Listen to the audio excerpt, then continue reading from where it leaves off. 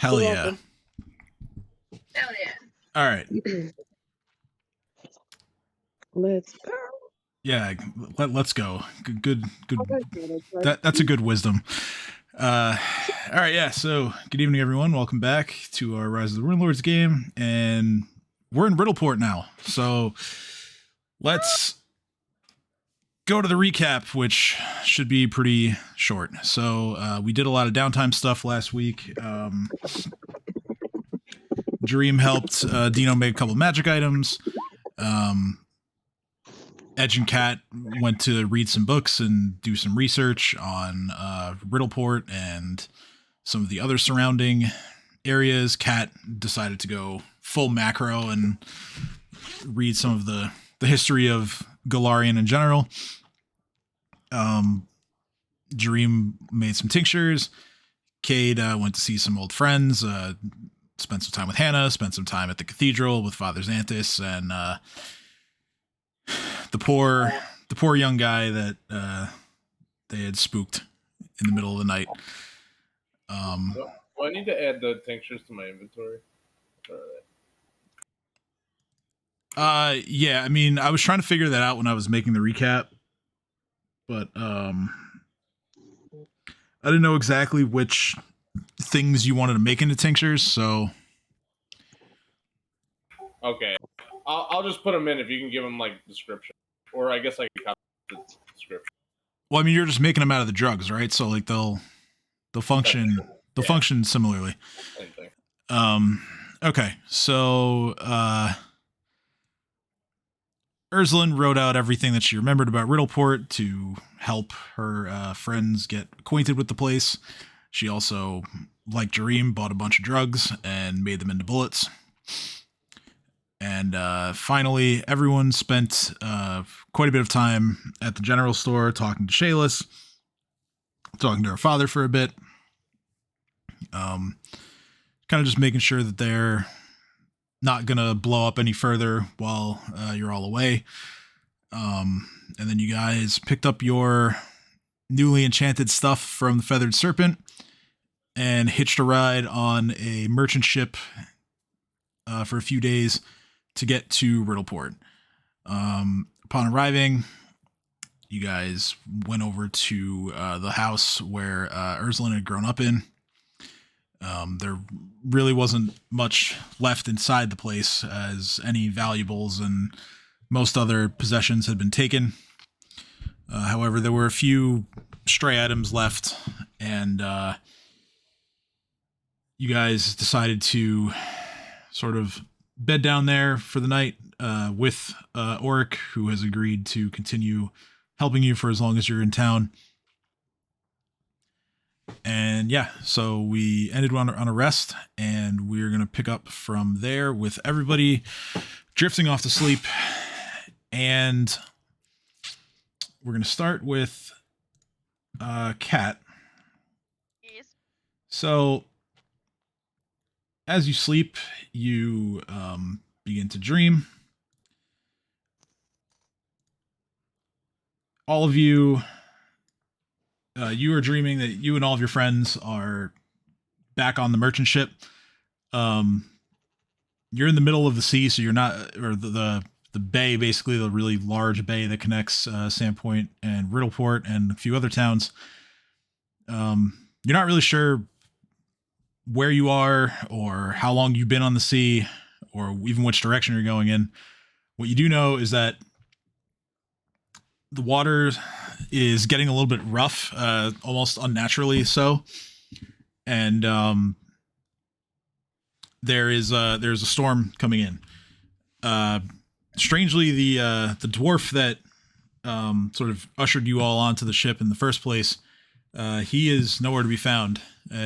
There also aren't any deckhands around for some reason, but the ship is traveling along in the rough waters. You see some lightning bolts flashing in the distance,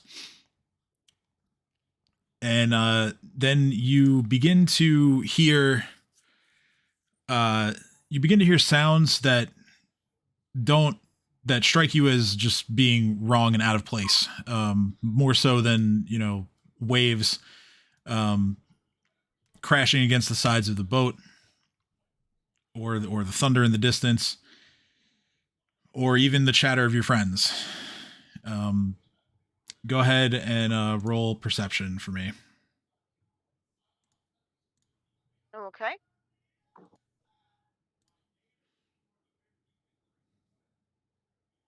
Apparently roll 20 didn't launch. God damn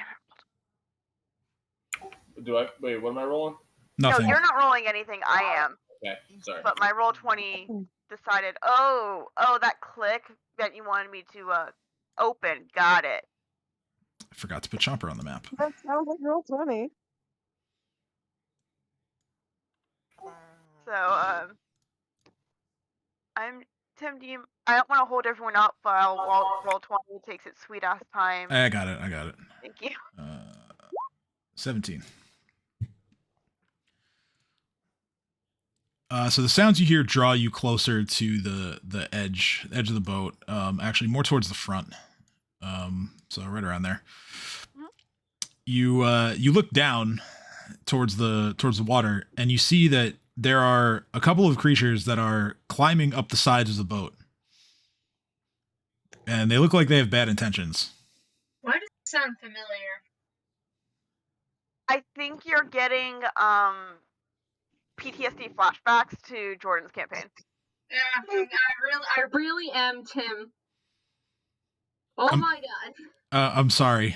I would never want to. You know what? I'm just not gonna say anything. Just tell me they're not lobsters. No, they're not. Tell me they're not lobsters. They're not lobsters. Okay, we're safe. Cat's not gonna hesitate. Yeah, about that. Go ahead. What? What do you mean about that? No, I was responding I was responding to Leah. Go ahead. Are they in Wait, they're not any form of crustaceans, are they? No, they're not. Yeah, no, I'm gonna just start hitting them with my cross. I'm gonna go nope and just start. Okay. So yeah, you draw your crossbow and you fire, and you hit. Let me. That's a crit. Goddamn. Well, I mean, the crit confirm is I guess she's like nope. Oh, I realize now that I didn't get quite as prepped as I should have. So, you hit, and the one that you hit slides down the side of the boat. Some almost being forced to release its grip and fall back into the sea, but it just barely manages to hang on. Cat's gonna shout. Something's trying to get on the ship. And as everyone hears you and begins to spring into action, one sec, I'm just filling in the remainder of their hit point values. As this is happening, you hear similar sounds coming from the opposite side of the boat, and you watch as the creatures that were on the other side make it to the top and have now boarded the ship. You see that there are a bunch of them. 4 of them surround Chomper. Oh, hell no. And even the one that you shot now, as you're looking around, it's given the one that you shot time to get to the top here. These are were sharks. Oh my god. Let's just go look and go. Are you fucking kidding me? Hey, So I know this is a dream sequence, but I'm gonna have everyone roll initiative. Okay. Shit, alright. Wait, this is a motherfucking dream sequence? Yeah. It's a lucid dream. Did you miss the very beginning when I said you drift off to sleep? Yeah. Yes, I did. Up and saw these. My brain just did not. I didn't even have any audio. Yeah, I just want to point out that I've only rolled 2 things, and they were both crit fails. So. You're getting them out of the way now. Yeah, exactly. You're getting them out of the way. That's It's not like it matters. This isn't my dream sequence. This is Cat's. And I'm not going to re-roll that, but Tim, do you mind manually adding that because I didn't click on my token? yeah. I saw that. I'm like, nope, I'm not getting that again.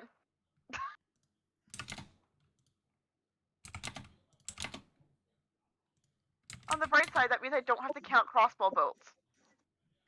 My mouse died, but I undied it, and now I can roll the button. Yay!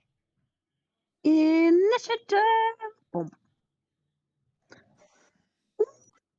Ooh, I forgot to click on my token. Oh, by the way, It's all right, got Alex says just have a sheet of stickers printed for him, and he'll give you whatever he buys from Microsoft. Oh, I'm not on sale for, so I don't get stickers. But Okay. if they give me warranties at checkout, A Powers recommended it would help me out. Okay.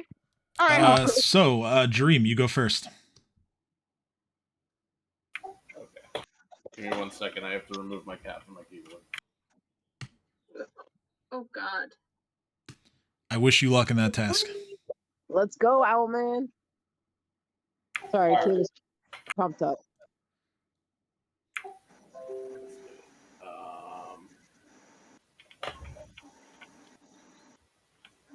Now, are we here in the dream too? Like, are we sentiently aware in the dream, or are we I don't think so.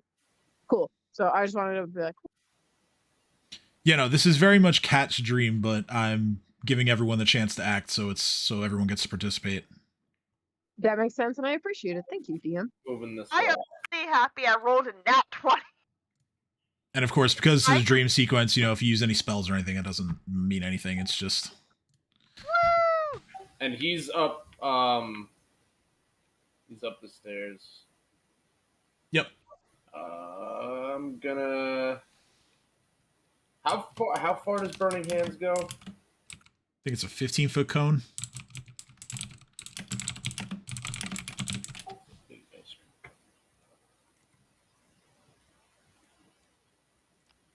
How do I do it? Fuck. I forgot. Do what? The arrow. What, the ruler? Yeah, the ruler. Sorry. There's like a ruler on the side thing. Yeah, I know there was a hotkey for it. Oh, I don't know the hotkey for it. Alright, whatever. That's gonna hit Cat. If I do that. I'm gonna throw a good spear at him. Alright, so you throw the good spear. So, yeah, only the first attack then, since you're throwing it. But yeah, that hits and deals very significant damage. It hits this were-shark in the shoulder, and he kind of like lurches back and has to spend a couple moments to collect himself because he's now in a great deal of pain as the acid burns him. Yeah, fuck you, shark. Oh yeah, and Babu's there too. I forgot to put him on the map. Oh yeah, Babu's gonna scratch him up.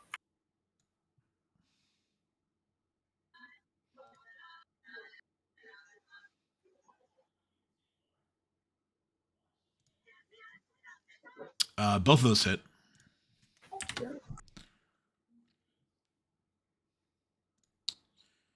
All right, Cat's turn.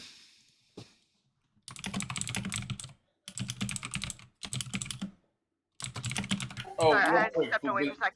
Okay, so after you... Wait, what's up, Rob? the spear go through him? Like, is he impaled or? Yeah, it's the spear is like stuck in him. Okay, all right, just making sure.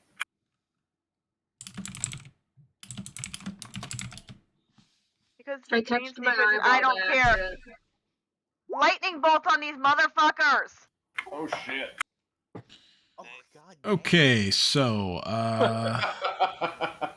And they're wet.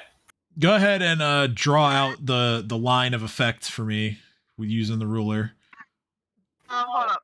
Babu. The Keep in mind that the rest of your friends in the middle here are below you, so you are unlikely to hit them if you go So- straight across.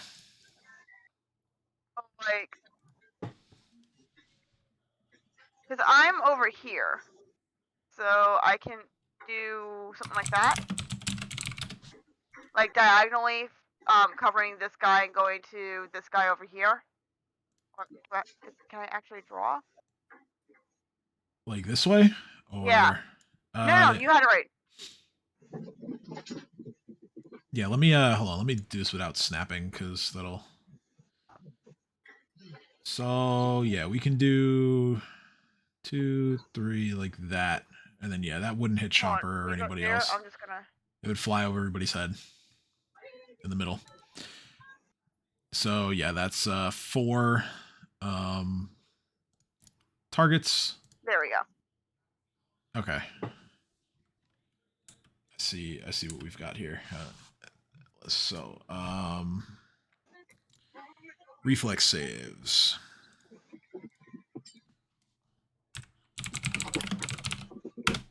My cat, the cat has the zoomies, and I don't know why. So all of them fail.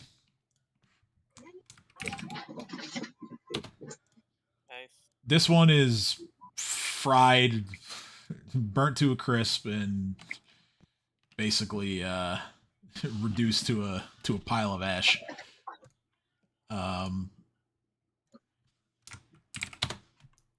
You kill this one, and you kill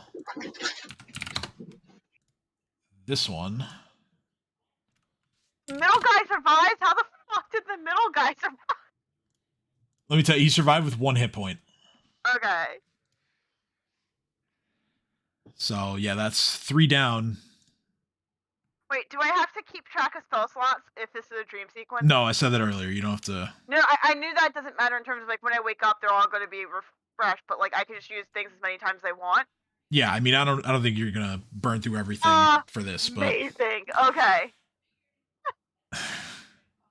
I mean, All the shit I normally don't do because I don't want to waste a spell slot, I'm like.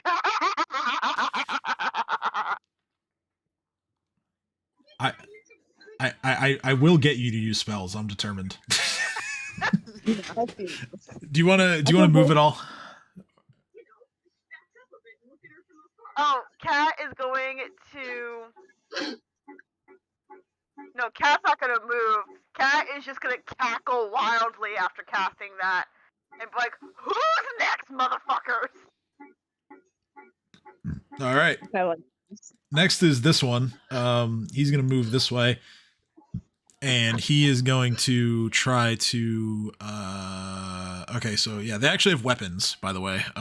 So he's going to try to stab Chomper with a trident. So if we die in dream sequence, do we die in real life? Is this Inception? Don't tempt me. No. I mean, you can roll to see if it's Inception. Is this the metaverse? The attack misses Chomper, and now it's Cade's turn. Can you hear me? Yeah. No. Well, no, I just connected headphones, and I didn't know if they had a mic or if this would work. So I was like, wait. Come on. So Cade, seeing that chaos, Cade's literally just gonna say, "Let chaos reign," and cast this. Okay. Let's see here. They have that many hit dice. All right, so Literally everything. well, it's a targeted burst and then 10 feet. For Well, more. that's what I'm trying to. Yeah, that's what I'm trying to think. So yeah, you choose the target, and then it's 10 feet from the point of origin. All right, so I'm going to. Sorry, Babu and Cat here. Okay. Well. So there. Good night. Good Creatures night, good creatures with the night. fewest hit dice are affected first. So that's going to be the 3 were sharks. And then there aren't enough total hit dice left to affect cat or babu. So you don't have to worry Sweet. about that. How many hit dice does Babu get? Babu has well, actually Babu doesn't even really have hit dice. He his hit points is just half of whatever Dreams is. So you guys hear me now? Fine. Yeah, you sound Yeah. fine. Oh, how the heck is on these? But it works. Okay, so for the saving throws, Let's go. let's see. This one, I think I left my money downstairs. Oh, fuck. Oh.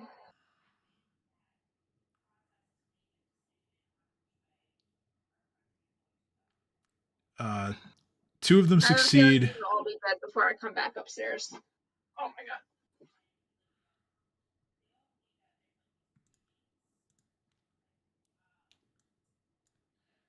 These two succeed. This one goes to sleep with a natural 1 on his save. Is there anything else you want to do?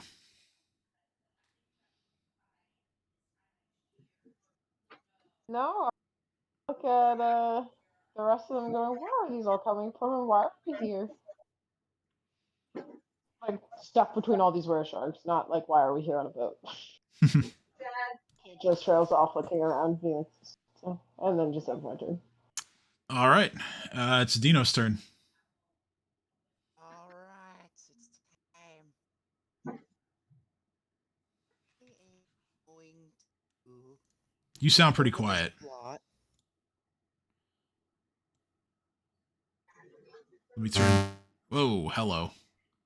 Ow. I was gonna say I would have just turned him up on my end, but I think they just murdered everyone. I opened my toaster oven and chaos reigned.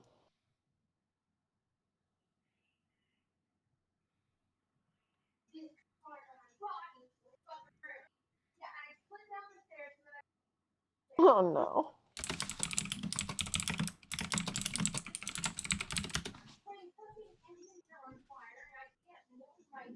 Alright, so what's Dino up to then? I don't know. I don't know. Uh-oh. Dino! We have lost Dino. Come back. Come back.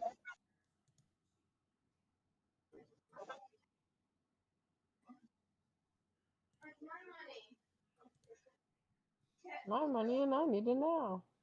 JG Wentworth, our next sponsor. He can hear us. I think he's having He can hear yeah. us. We can hear you, but Maybe barely. yeah. Gonna have to I have bump no on idea top what's of it. going on. You sounded better just there. I hear you. Oh, you. But yes, it is still your turn. Tim, summon the vector tokens. More of them. Yeah, I can do that. Let's see here. They need to be medium sized because I don't have enough room for large size crocodiles. Where did I put that token?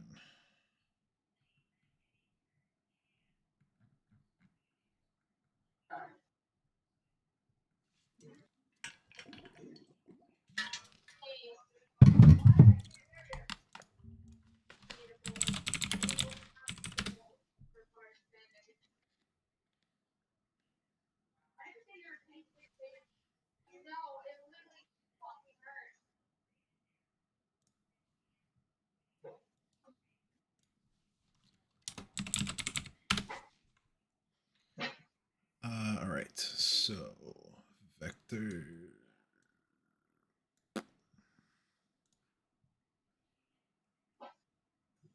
Wow. Okay, that is much bigger than. What the? It's Croczilla. Okay, I'm like, what? How many of those? I need 3 more. One right there. Seriously? Vector? Yeah. Yes. I need another one right there. Okay, fair enough. One right there. Okay, And one right here. Yes. All right. Don't worry about rolling hit point. I'm not gonna worry about rolling hit points and shit like that. Just Alright, first of all, Chomper's going for a bite on that man because fuck him and his life. or what's left of it. Alright.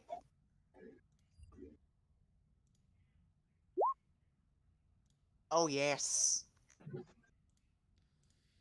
43 damage on that man. Yeah, he is.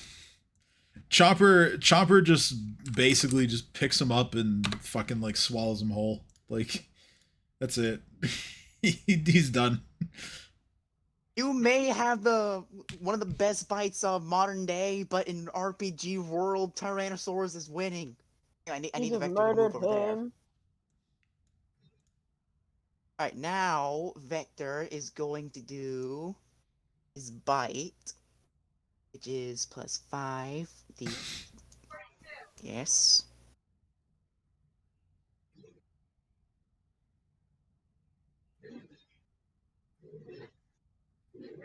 That hits. Excellent. 1d8 +4.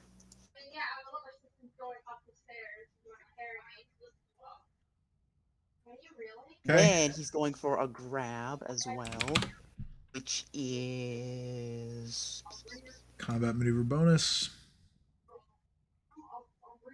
I'm just looking for it. +11, amazing.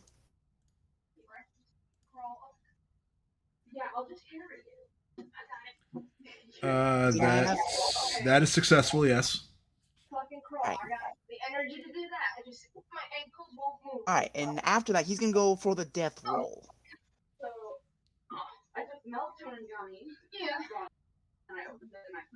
Mia, can you mute if you're gonna have a conversation? I think we've been over this. I think I think we've been over this. I don't think you can death roll the same turn that you grab. You have to start the turn still grabbing. No, that was rake. The death roll specifically says when grabbing a foe of its size or smaller, it can Okay, form so a then death yeah, roll. you're right. I had that mixed up. Don't step on my feet. So does it do it automatically, or Guys, does I it just have to roll crawled something up else? the stairs. Nice. That's how much my ankles hurt right now. You're stepping on my toes. It's not my fault. God, your room smells like a teenage boy. Great. Yeah, I'm just confused on the death roll. While you like tell me Mm-hmm. a little bit more, I'm just going to have Upon a this successful one. grapple combat Wow. maneuver check to deal damage with your bite attack, you can immediately attempt a second grapple combat maneuver check as a free. Oh wait, no, this is the feat. Oh, I had a Coke. What am I doing?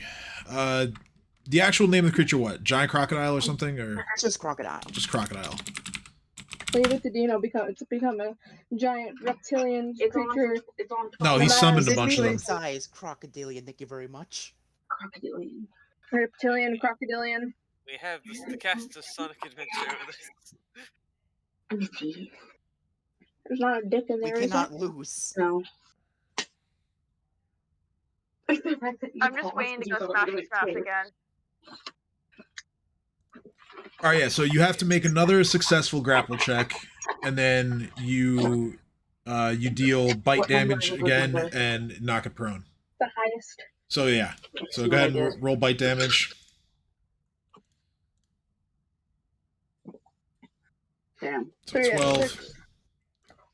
So yeah, I haven't even your gone crocodile yet. is basically pinning this were shark to the ground after a death roll.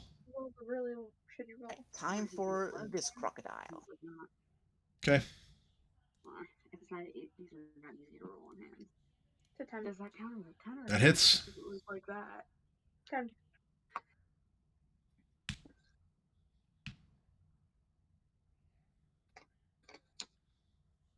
That doesn't count.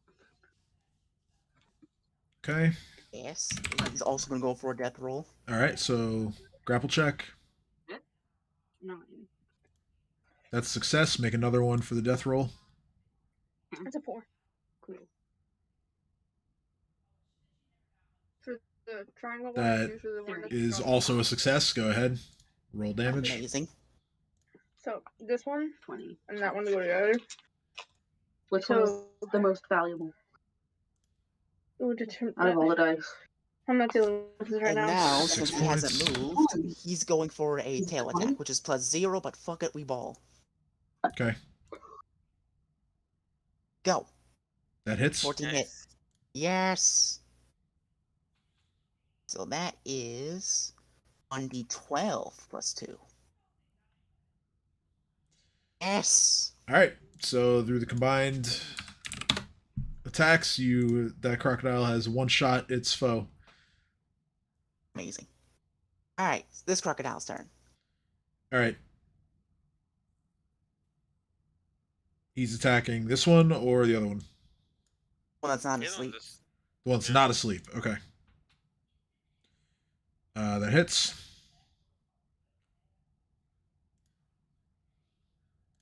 Okay. Grapple. Now for the grapple. All right. Death roll.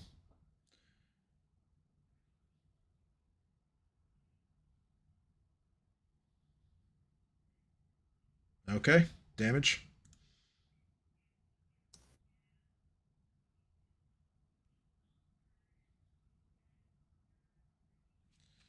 All right. It's 11. Then flat d20. Yep. That hits. Ah, you son of a bitch. There can only be one.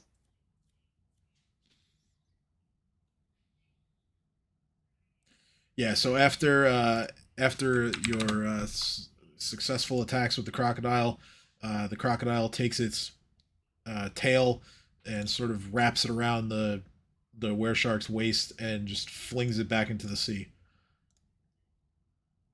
Alright, and the last crocodile's gonna go for this one. All right. This is a coup de grace because it's asleep. So roll damage dice twice on a bite.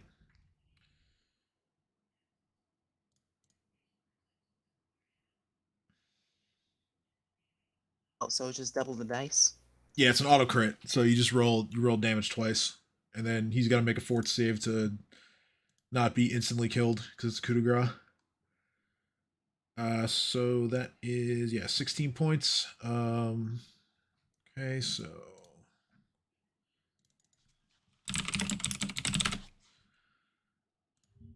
let's see, coup de grace. The DC is. Oh yeah, there's no way. But let's see. Let's see what happens. D20 plus that. Oh yeah, no, he's dead.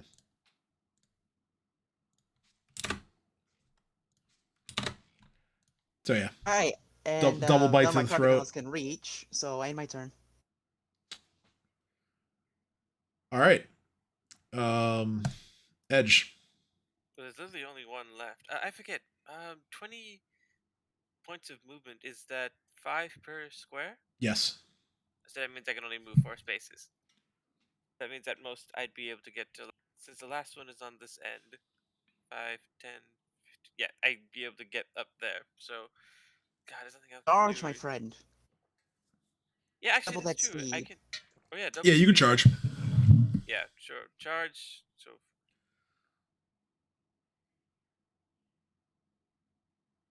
And I guess that's it. Yeah, I mean, that's right where you need to be anyway. So He's knocked prone, he's grabbed. Murk this man. yeah, so you definitely get a bonus to hit because you're meleeing a prone target. Okay. And he's grabbed. I can't use power attack on it as well, can I?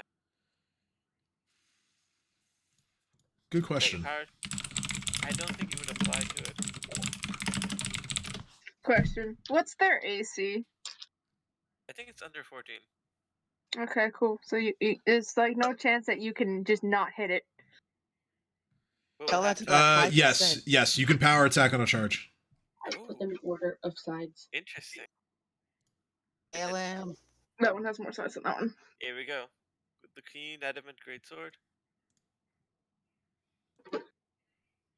Yeah, Usually that'll the number of sides is equivalent to the highest number. that'll do it. The D4 has 4 sides. So yeah, you charge forward.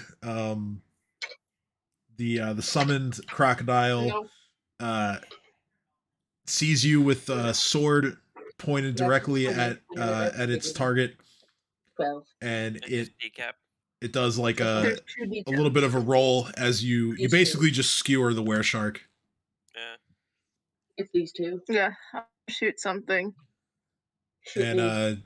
just about as quickly as it began, you've No, that all was right, Leah. ended the threat.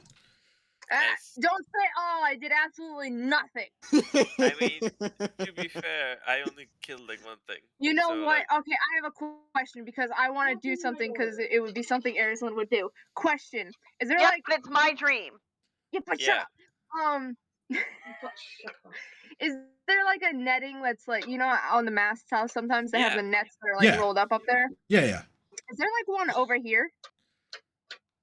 Yeah, I'd say more towards where Chomper is. Yeah. Cool. Yeah, I'm gonna shoot it loose. Have fun. Okay. I am crippled. Thank you very much. I'm gonna shoot it loose and then have the net fall down on everyone over here because Okay. I'm annoyed. Okay. Yeah, you do that. Huzzah! I did something. And then yeah, so as you guys then go about dumping all the bodies back into the ocean, or not the ocean, into the bay, strangely the storm begins to dissipate, and How many layers are on this boat? what, like how many floors Yeah. on the map? There's 3. No, on the boat. How many layers? Oh, 4. What do you mean layers? Like, There's layers of the boat. Stories? Like floors? No, Yeah, like what- layers, like a cake. like One it's a layer, like it's a fucking onion. Like, 3 layers. Layers! No, there's There's the deck, there's layers the to cabins, it. and then there should be the I forget what the underside is. anyway, Wait, the Cargo hold. Thank you. the sky begins to clear. Sure, the crocodiles are teabagging the were sharks before they are thrown over the sides, because that's what Dino wants Yeah. them to do. Sing Team Chaotix. The sky clears, and you see some land in the distance, and then Cat the image begins to fade, and you hear a familiar voice just whisper to you, "Very good," and you wake up, and it's the next morning.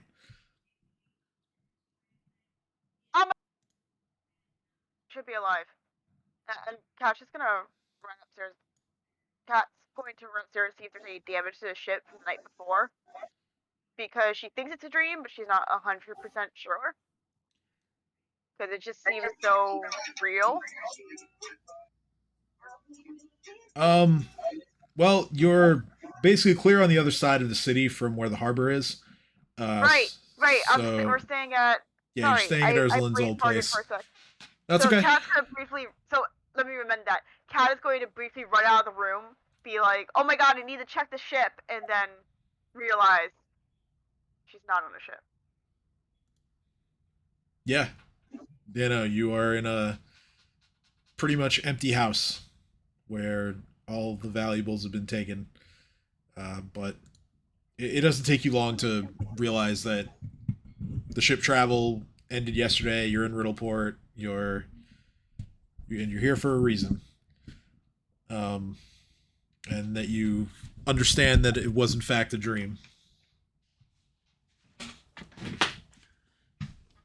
So she's gonna realize that she's gonna shake it off, like, all right, that was weird, and get dressed and find a different one. Okay. So yeah, it doesn't take too long for you to track down all your friends. Oric was already awake. Some of the others were also awake, doing their morning routine, spell prep, all that fun stuff. Excuse me. So you guys are ready to go for the day and the morning, and the rest of today is yours. So what would you like to do?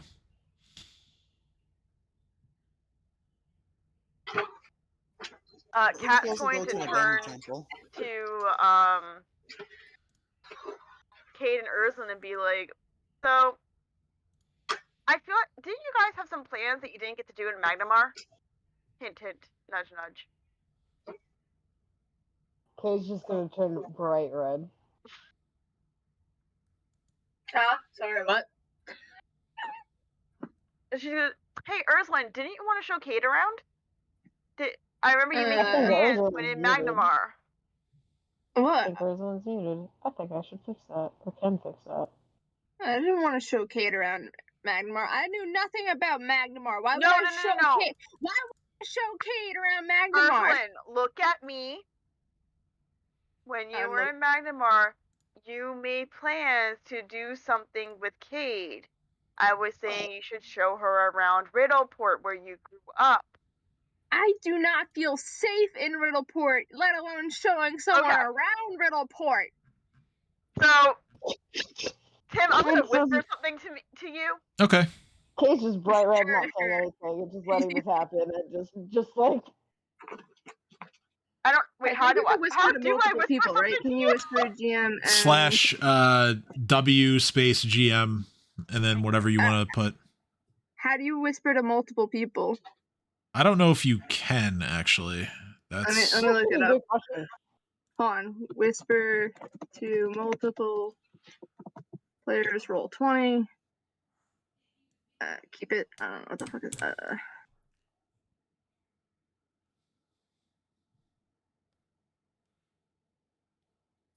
20 crashed. I was like, why can't I see anything? I was like, I'm just on a black screen. Apparently, if the whisper is always to GM and one of you. Oh, okay, hold on. I think I know how to do it.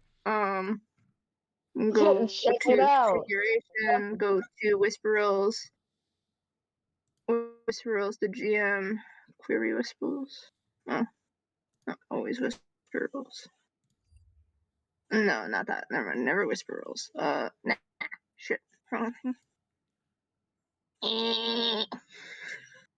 I'm like anxiously awaiting what's. If you want to whisper it to me, it's fine. But also, just copy the same thing and whisper it to the GM, and I'll do the same thing so that he knows what we're whispering back and forth to each other. Because if it's in character, if we whisper it to him, then the Twitch will see it. That way, we can keep it that way. So just whisper it to me, and then copy and paste and whisper it to Tim, so he knows what's going on.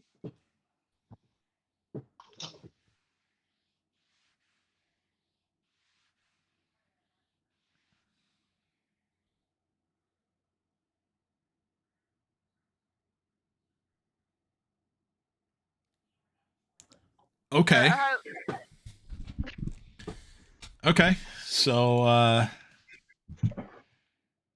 cool. Okay, well, she's got to whisper it to me first so I can know what the going on. Well, actually, no. You don't have to know. Okay. So yeah, just check that off on your spells. Erzalin, make a will saving throw. Well, I know what she's doing. No, you don't. Yeah, I do. You tried to do this with me and Dino. Ew. I did not try to do that with you and Dino. Yeah, you did. I remember exactly what you tried to do.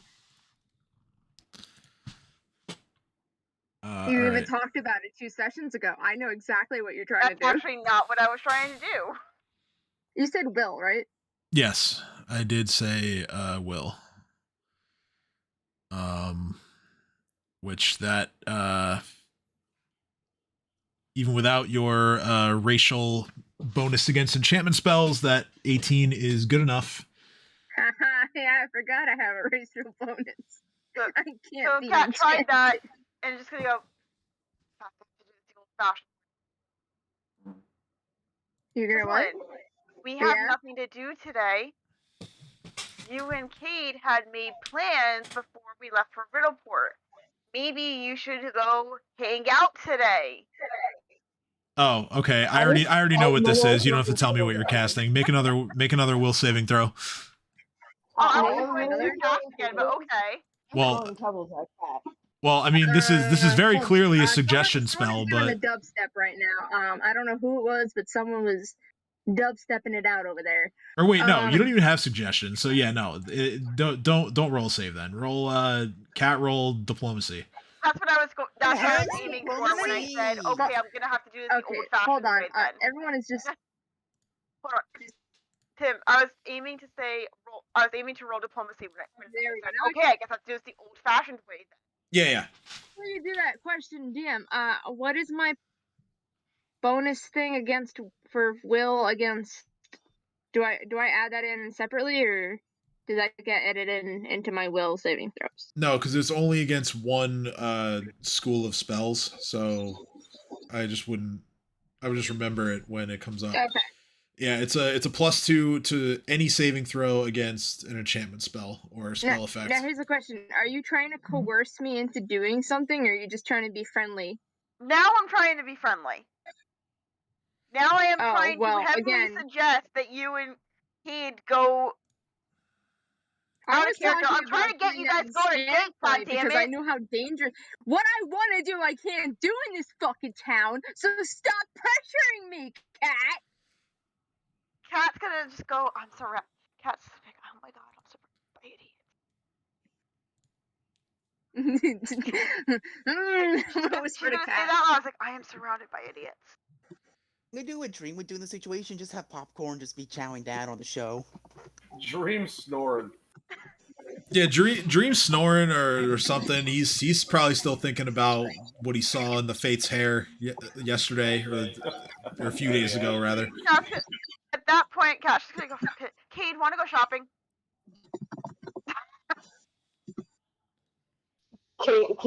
Cade just nods fervently and just goes, yeah, that we can do that. Awesome. Cade looks at her as we're walking away and goes, I'm kind of broke. I gotta refresh my And roll Cat's 20 gonna quick. very loudly say, "Oh, don't worry, I got you, sugar." Erzalin, she's trying to steal your girl.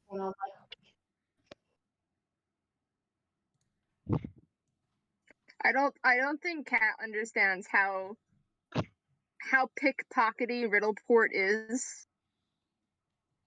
Oh no, Cat doesn't care because she's very one-track minded right now.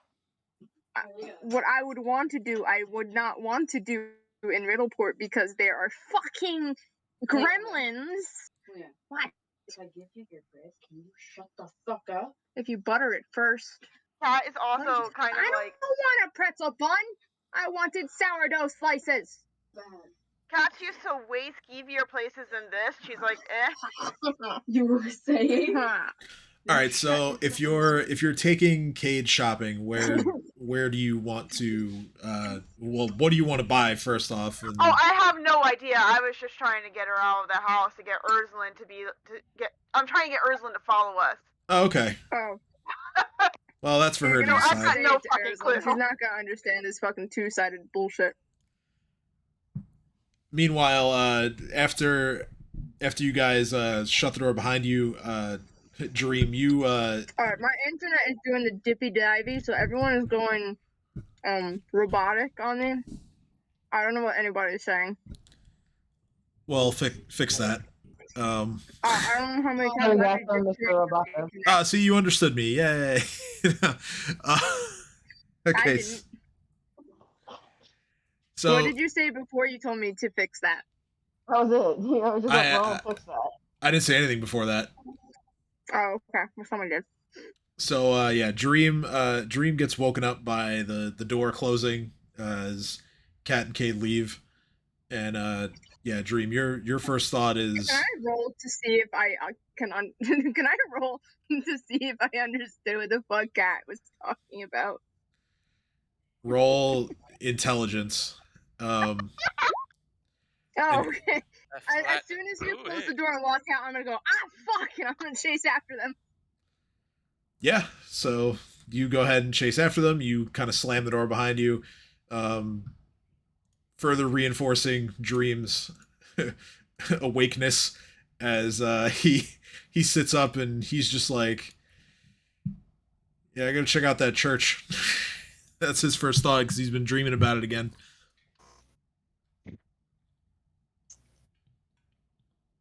Well, unfortunately, our tour guy kind of left. So Yeah, he's also gonna check out where.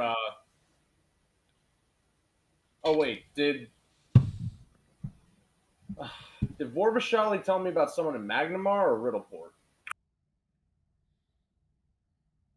He said something. I thought it was Magnamar. Maybe it was Magnamar. I think we're just mentioning how Magnar has a shitload of magic items. Yeah. Yeah, it was probably that. Riddleport has some items, but they're not really magical. Yeah, well, Riddleport's a lot closer to Sandpoint in terms of magic item capability.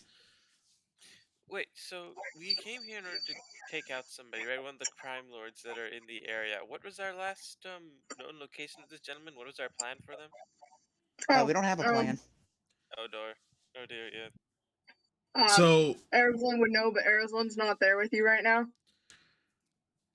So sorry, leave a message at the beep. You had Dream mentioning when he came back from his dosage induced walk to avoid having to be present for whatever drama was going down with Shayless and her dad and you guys. He came back and he mentioned that he saw this sort of decrepit looking chapel that had been in some serious disrepair, and that his Fate's Hair, which is meant to offer a little bit of a clairvoyant look into the next significant sort of encounter that he'll face, that's where his sort of consciousness was drawn to. And is that church located here? Yeah, he would have mentioned that it's in the city. So are we dealing with that first, or are we trying to... We lost 3 party members already, so I recommend no. Oh, then Edge will at the very least, and since from what I last remember, we were going to take out this crime lord that Erzalin didn't like. He's going to do whatever sort of preliminary research that he can on this individual without drawing too much attention to himself. All right. Just like what generally people know about him and stuff like that. Okay. Investigation. Well, how do you want to go about it? You want to like talk to some random townsfolk? Do you want to try to find some research? Do you most likely try to go into the sort of, what's that called, the shady underbelly? Things like bars or dives, anything of that stuff, and just eavesdrop. Okay. So go ahead and roll perception. Okay. Wow. Okay. Thank God. So your sort of self-given quest to learn more about your target takes you to some of the sketchiest taverns and areas of Riddleport, which is pretty impressive given the city as a whole in its unsafety. You find yourself walking into a place called the River Runner, and the River Runner is located it's to the southwest of where you currently are. It is number 23 on the map. Pinging it now. And you don't know this when you first walk in, but this inn/tavern that has looked like it's seen better days is actually, it actually comes off like it's a front for something, as you hear different people coming in and sitting down at the bar, and a lot of them seem to be placing their orders in almost like a coded language. Like it doesn't the things that they're asking for don't really seem to make any sense given that you're in a tavern. Yeah, so it's like the birds are nice this year and whatever, and it's like they have like a unique drink, that type of thing. Basically, yeah. So Thieves can't. kind of, yeah. At one point, you you notice that there is a citizen of the city that also kind of looks like he doesn't really belong in this place. He's dressed a bit nicer than everybody else, including the bar staff. He sort of gives you like a subtle hand motion to come sit next to him at his table. And as you take a seat, he looks at you and he just says, "I think I know what you're up to, and I have to say, you're a brave man for doing what you're doing." Am I with them or am I looking for the church? This is Edge off. This is Edge off on his own right now. Okay. He's doing his own little investigation and digging. Alright, so Edge will sort of feign ignorance and be like, I'm sorry, I'm not sure what you're referring to. I'm just here to enjoy a drink, as it were. The man. Well, roll bluff actually. Yeah, it's fair. I mean, Edge is pretty fucking clean slated, nice and crystally clean. 1 second, this needs to load. Come on. Oh, there we go. 1 second, bluff. Alright. It's only a 3. Ah. Okay. I was really trying to hide it. Yeah. Way, so he leans a little closer to you and he says, "Listen, I don't know if you know exactly where you are or if you know the extent of what's going on here, but this inn, that's nothing more than a front. This place is a lot of nefarious things going on beneath. I could tell you a little bit more about it." And he goes on to explain that he knows that there has been a large amount through the years of sort of like black market operations and smuggling. Money? And he says, as he's wrapping up his description of what happens here, he says, "Yeah, the activity here is slowed down a little bit with Avery sort of MIA, but we expect that he'll turn up soon, and when he does, he's coming back in a big way." Can I sense motive on this individual? Yeah, sure. Damn it. You don't really know what to make of him, whether he's giving you honest information or if he's trying to bait you, yeah, or otherwise lead you into some kind of trap. He does seem like he knows what he's talking about, whether that means he is in on the operation or he's simply like you, but that he's just observed it for far longer. Well, he will then suddenly ask then, well, thank you very much, but why, this is very interesting information and a very interesting story you've told me, but I do want to ask, why this sudden generosity? Is there, what do you get out of this exactly?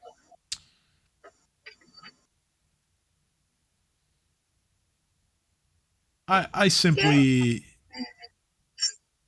think that this city needs a different direction, and you seem like just the kind of guy that can deliver it. I have a question. How subtle is detect good and evil?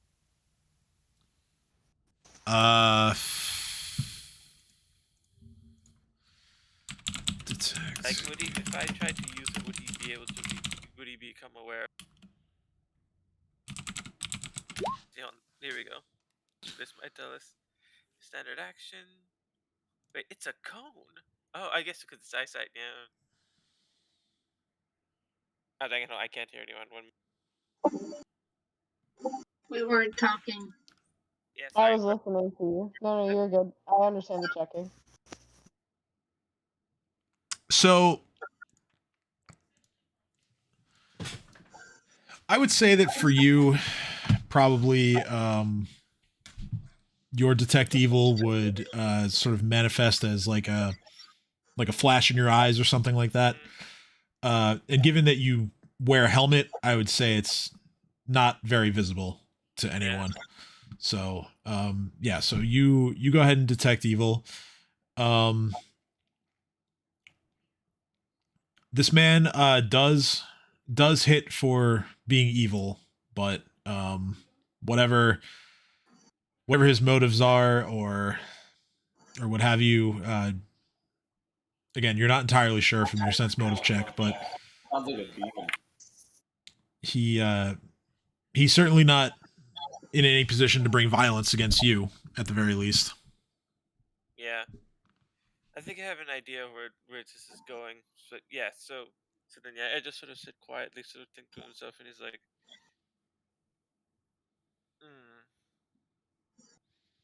very well then. Thank you for the information, Mr. He's sort of fishing for his name, really. Yeah, he just says, you can just call me Jonas. Jonas. And then he just sort of very slowly sort of nods his head and leaves the tavern, bar, inn, whatever you want to call it. All right. Any further investigation on your part, or are you? Might as well look into this Jonas character, without trying to, because I know for a fact that if he knows me and what I'm doing, the chances are if I try to look into him, this is gonna be this is some subterfuge bullshit. If I start investigating into who Jonas is, he's gonna probably want to try and stop me.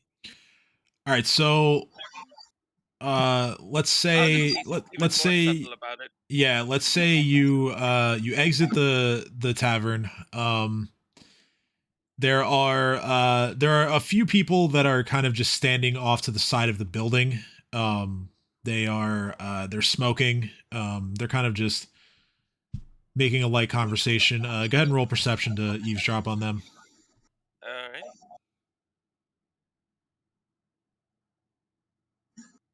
21. Oh, you couldn't work earlier then? God damn it. Well, I'll take it.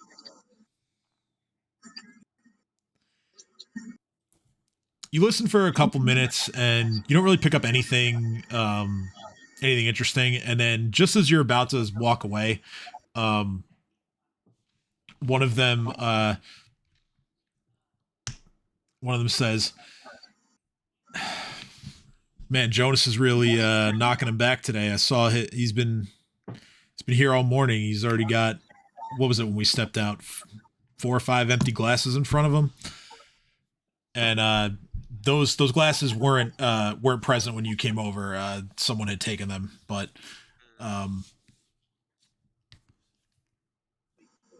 they seem to be wanting to paint Jonas as just a drunk that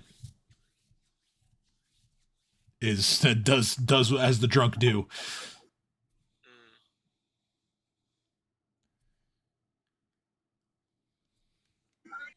Right then, yeah, Edge will head back to the house, and he'll report on his findings, provided everybody's actually there or not. Okay. You get back. Well, I'll run what everyone else who left was doing. Okay, so Cat and Cade, you're going around Riddleport with Erzalin following. Where do you guys want to go? I don't know. Cat's literally gonna just look at sorry, Shrink. Cat's gonna look at Kane and go, okay, I seriously have no idea what's around here. Do you have any plan? Do you have any idea?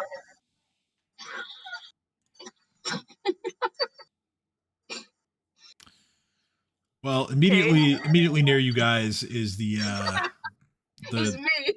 well, I'm choking on bread. I'm sorry. the city morgue is pretty close by. I'm sorry, did you say morgue? Yeah, the morgue, the mortuary. Yeah, that's this building right here. You're also in the district of Riddleport known as Lubbertown, which is a sort of disparaging way of describing that this area is full of people who did not arrive in Riddleport via the seas. I was about to ask for clarification. Lumber or lubber? Lubber, landlubber. Landlubber. Yeah. When you gave the explanation, I'm like, oh, it's lubber. Okay. So yeah, which direction do you want to go in? Let's start there. Erzalin is just behind, chasing after. So.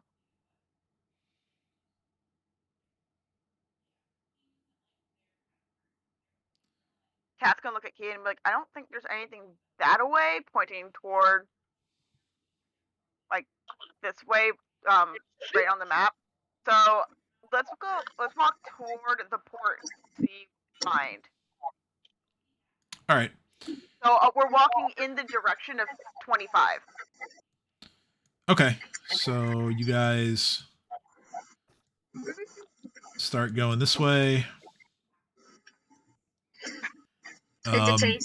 You look across the small body of water here. You see the island on the other side, or rather in the middle, and then the other side is you see some rather extravagant looking larger buildings on the other side of the water. The island has a large sort of fortress looking building on it, and you guys on the side of the land that you're on, you see a building that's called the Devil's Fork, or rather no, it's like the area of the city is called the Devil's Fork. You see the city barracks, and also the city's prison. You walk past both of those locations. You then find yourself walking past the River Runner, which little do either of you know, Edge is currently inside investigating. But you just pass right on by that. And then eventually you find yourself in sort of like the main area of the city proper.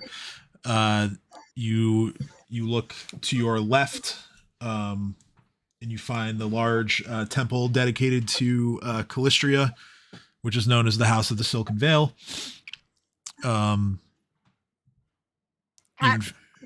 Even further down, you see ships that are meant to ferry people down the river that runs through the city.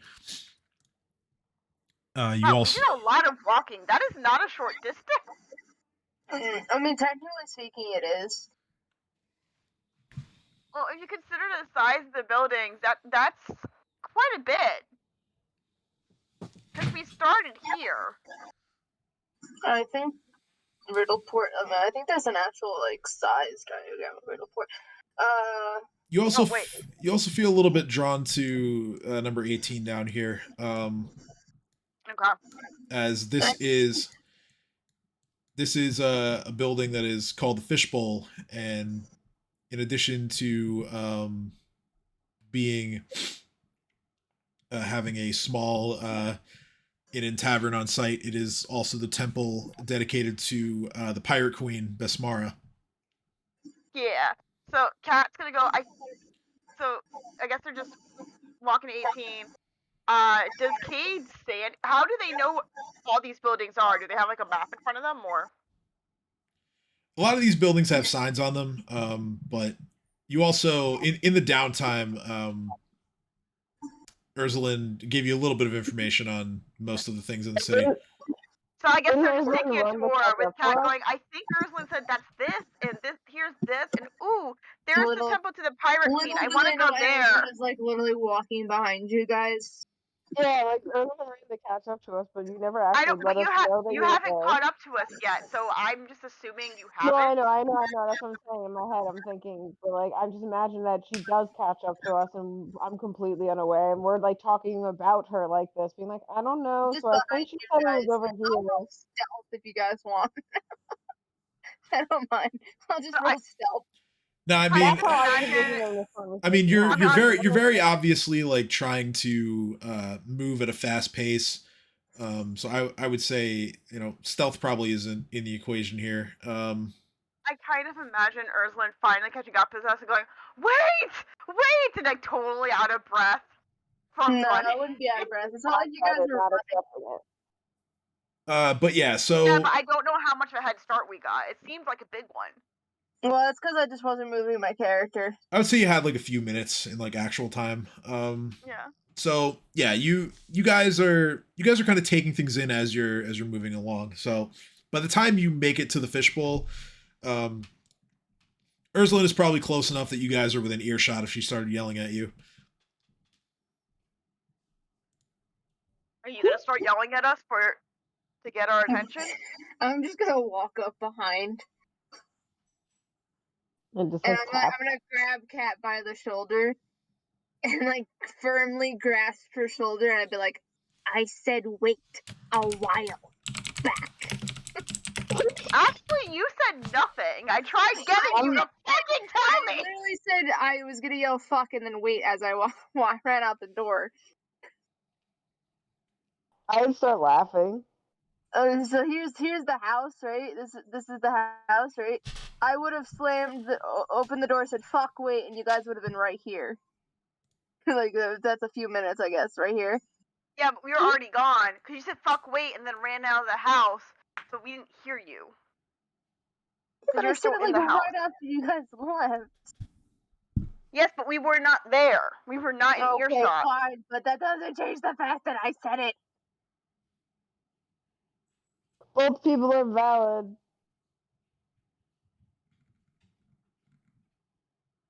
Firmly grasp it. Firmly grasp Firmly it. grasp it. I'm not strong, so I can't firmly grasp anything except a trigger. And even then, sometimes I don't do that.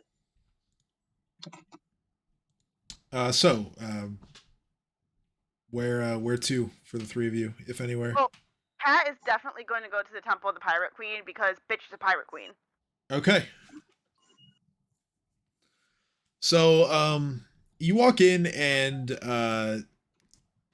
it's strangely quiet in there this morning. There is one older woman who walks up to greet the three of you. She's dressed kind of like as a seafaring type, but not like full on like pirate outfit. And she says, "Welcome to the Temple of the Pirate Queen. What brings you here today?" Kat just looks and goes, I really wanted would to I know who reset. the head of the temple is? I feel like I would. I'm really roll, hoping that like the head of the temple is like her former best friend or something. No. roll But I can play him into my story if you want. roll Yes, knowledge local. Well, I'm from Riddleport. Would I not know who the head is? Well, I mean, you've been gone for what, a couple years, right? Alright, fine. Do I know? I mean, I feel like it would still be the same person it was when I left. Yeah, you know, you remember that there is an older one-legged man named Reuben. Yeah, I'm just gonna look at her and be like, Ruben's not here, is he? She says, "No, Ruben does not come by on Sunday mornings. Oh, thank God. He should be back in the afternoon." I'm gonna look at Kat and be like, "Can we leave before the afternoon?" They go, who's Ruben? The head of the temple. No, I want to meet him. Why do you not want? Why do you not want to meet Ruben? What did you steal from him? He just looks over and I go, Stole a "You're fish. from here." I And stole a I'm just fish slowly connecting dots. and let it go. I have to go. Wait, hold up. I want to know what's wrong with Ruben. Oh no, he just doesn't like me. Why? I stole his fish and I let it go.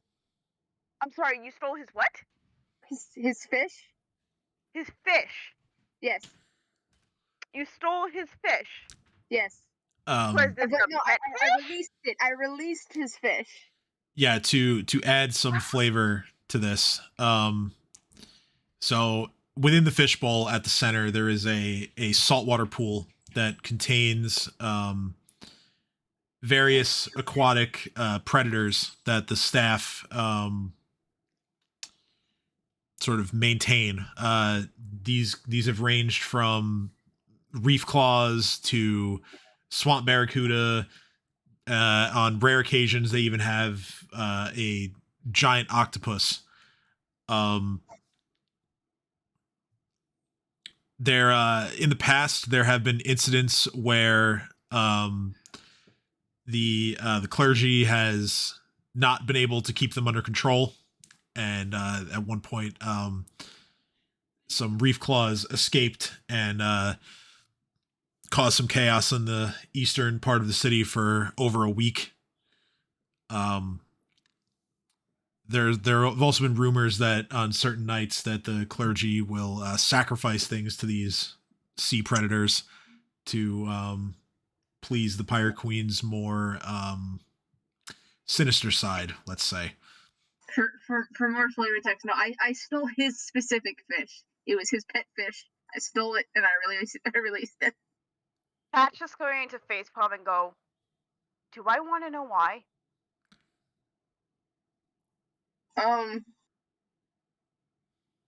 He called me stupid, so I took his fish and I released it.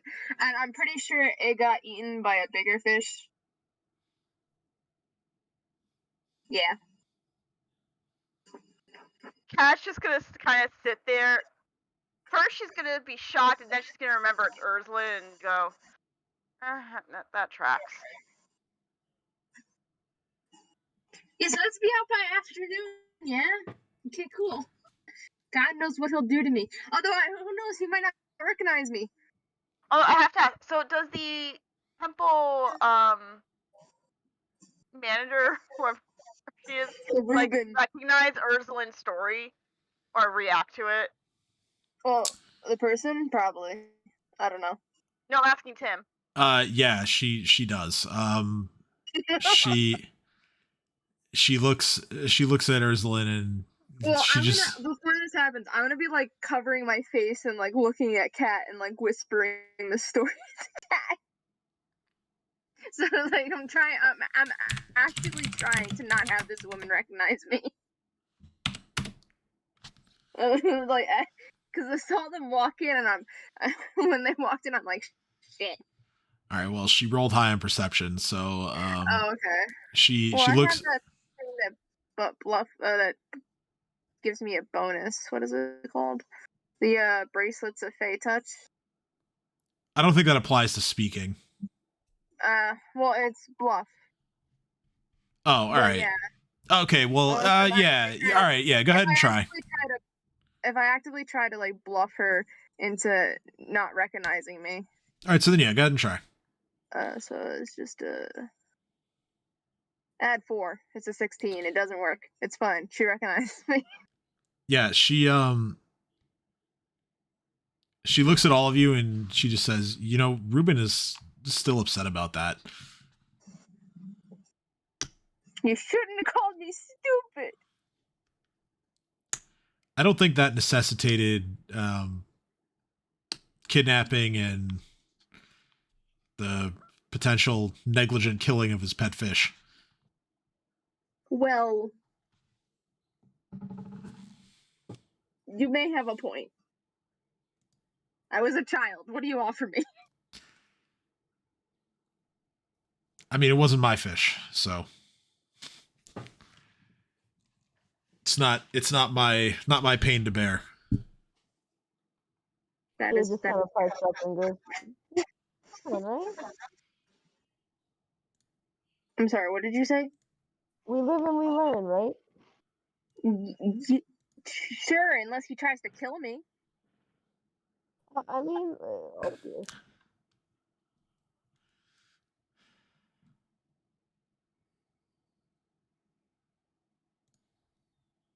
I have actively tried to avoid Ruben since the incident.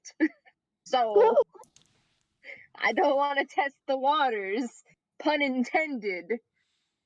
I understand. I just like pat your shoulder and say it's gonna be okay. I don't think it is. You'll be fine. You'll be fine. I'll put him to sleep if it's a problem. We can go away and it'll be fine. Okay, fine. Kay just gives you a big grin and looks at Kat and goes, see, I got this.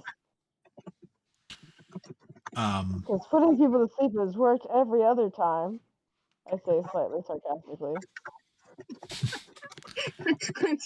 Tim, look at what I'm writing to you.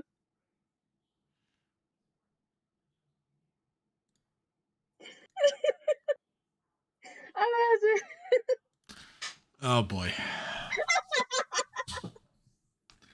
That's all we need. Hey, I brought you a fish. You release it and kill it again. No, I mean, like, if I go fishing, I'll roll a D100, and if it's like 95 or above, it's Ruben's fish. There's no way that fish would still be alive, even if it hadn't been eaten. Well, you never know. I guess. I mean, it depends on the fish. I was gonna say it's a lionfish because those are really pretty and rare. How long do they live, though? I mean, I bet lionfish you are actually. really stubborn bastards, alright? You Oh do no, not I'm fuck betting with that it was a lionfish. beta. It was a cute little beta fish. Well, it's up to the DM to choose what kind of fish it was. I know. But it has to be a saltwater fish. Tiger shark. Lionfish do survive for 10 to 18 years, actually, so if it was a lionfish, Oh, maybe. I'm sorry. I looked up lionfish. They live to be 30 to 33 years. Close enough. And, like, if it was a baby shark, that would be even better because... Admittedly, nobody takes it. That would be weird. But anyway.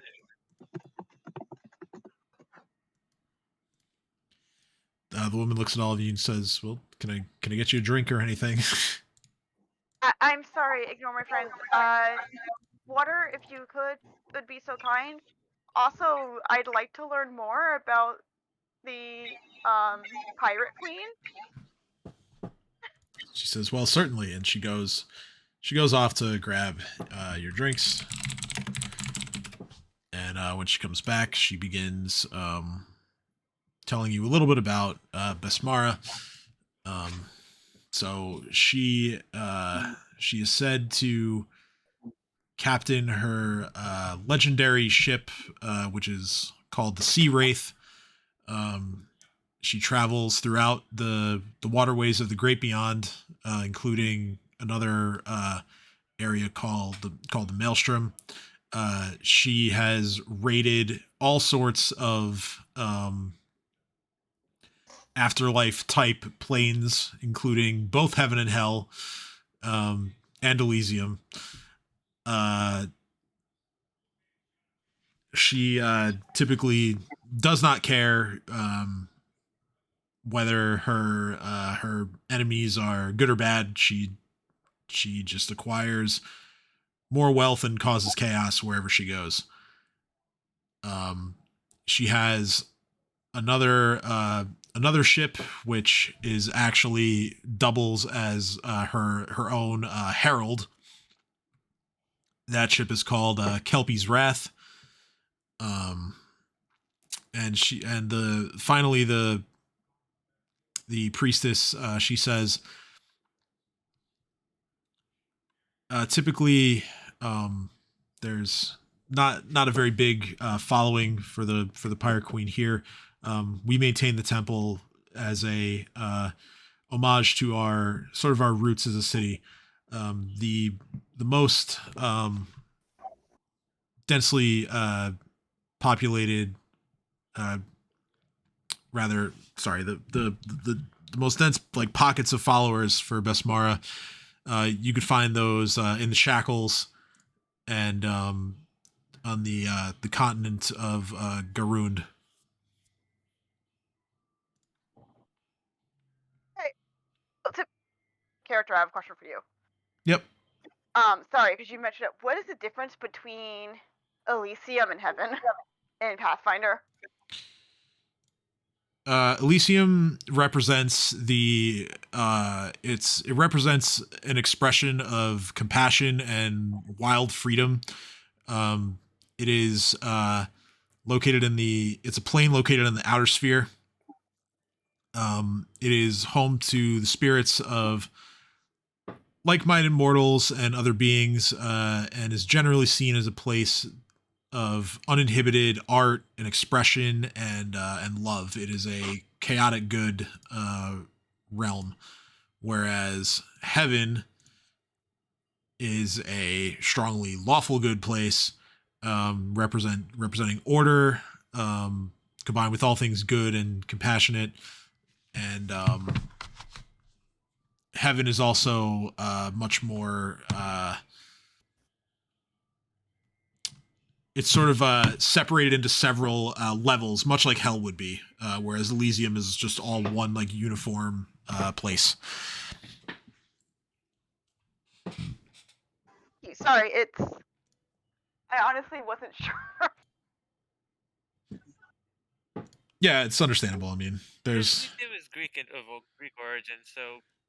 No, I know. Elysium's Greek origin is kind of the equivalent of Heaven, but it's a little bit more.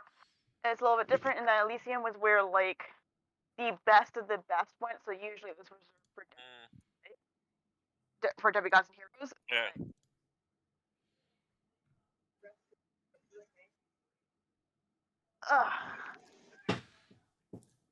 So yeah, the priestess returns again. She returns you your drinks, gives you all that information, and she just says, "Yeah, I mean, if you'd like to take a look around a little more, we have a small shrine where those who follow the Pirate Queen can leave gifts or request her favor." And we do have a copy of Besmara's code, which is her sort of holy text. Do you have any good luck charms or anything like that for sailors and pirates and the like? Yes, we over by the shrine we keep a small basket with rather small tokens that you may take one in exchange for either offering a gift of your own or a short prayer in honor of our queen and in request of her favor. Thank you very much. And Erzalin, what are you gonna say when Father Reuben comes back? I'm sorry. It just kind of mouths for them. Cade just apologizing for people. Cade, no, you weren't there. You don't have to apologize for her. Erzalin, what are we gonna do? Wait, what? Cade looks, Sorry. Cade looks at the shopkeeper and goes, "Where can I buy a fish?" Wait, is Ruben here? No. No. No, you didn't miss. Okay, You didn't Ruben's miss not anything. here. Okay, cool.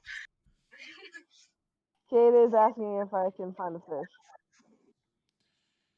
Yeah, the priestess kind of points you towards the center of the building, where the saltwater pool is located. So I'm just I gonna look asked at Cade and be like, he's gonna know if we take a fish. I continue to ignore you and I ask if it's okay if I take a fish. What's the point of taking a fish that he keeps count of and giving him that I'm- same exact fish? We've Asking permission. we've had some rather severe problems when our creatures have escaped, so I would ask that you do not take anything from the pool. Oh. Okay, just start shouting and go. I'm just gonna reach into my bag of holding and hand Cade my fishing kit and be like, go find it, I guess.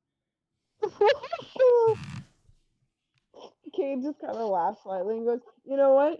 I will. And just kind of grabs the fish in her eye and walks towards the door and then turns around and comes back and goes, I'm going to go fishing. Well, first you need to take the fishing kit. I say as I put it back in my bag of holding and follow her. You didn't even take the fishing kit. You just pushed me to the side and walked out. Oh my goodness. I guess I'll take you where we could go fishing. Cat, are you coming? Minute, Cat. Just So Cat's gonna walk over to the shrine, Mm-hmm. and she's gonna ask the priestess what. So what are appropriate offerings? Sorry, I'm very new to this particular deity. Well, the pirate queen isn't. She's not very picky. Any fish. any symbols that would depict, your typical pirate flag, or her own favored colors are black and white, and anything that you may have obtained through piracy. Just some ideas. Sorry, I don't know if you can hear Panzer in the background. No, I couldn't.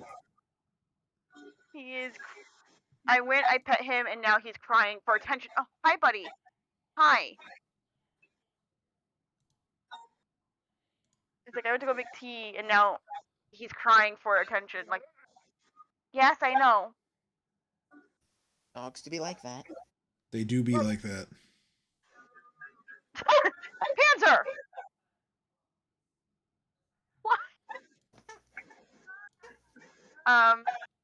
Sorry, I was looking for something to be an offering. But somebody, he very much wants my attention. Okay. Cat is going to give, the silver egg that's in her possession as an offering. Okay. And she's gonna try to take 2 relics. In true pirate fashion. Roll sleight of hand. Sorry. So you manage to grab one, and then several others spill onto the floor. These are basically like silver pieces that have a skull and crossbones on one side and a pirate ship on the other side. They're not like legal tender in any way. They're just tokens. It's gonna look mortified and be like, I am so sorry. I am such a klutz. Oh, not at all. Let me help you, and the priestess begins helping you pick up. So, yeah, Cat's gonna pick it up, and I'm gonna roll sleight of hand and see if I can sneak one in while I grab. While I'm picking them up. That's better.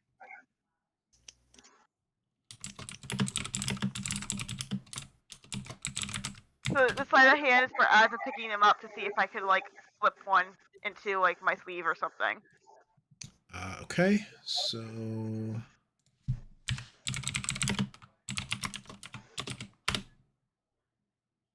Yeah, the priestess is too focused on getting everything picked back up, and you do manage to slip another one into your pocket. Sweet. All right, so I help pick them up. And I put them away and I say thank you for your kindness. And then I go join Cade and Erzalin in their fishing adventures. What's the matter, buddy? Sorry, I'm gonna mute myself while I figure out why dog suddenly is crying for me. Okay. So yeah, you guys find some place to fish.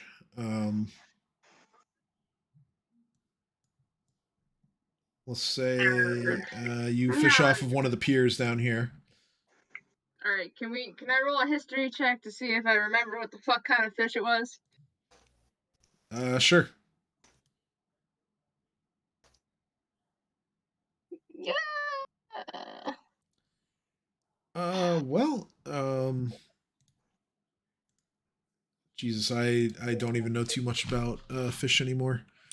All right. Well, saltwater fishes. I was saying it could be a lionfish or something similar to that. Beta fishes aren't saltwater, so it can't be a beta fish. Right. So let's go with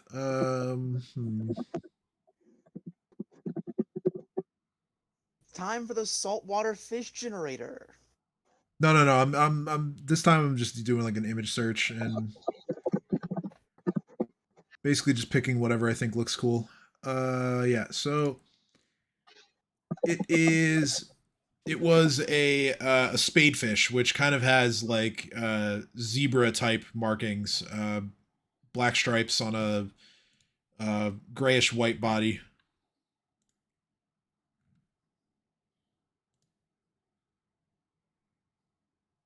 Okay.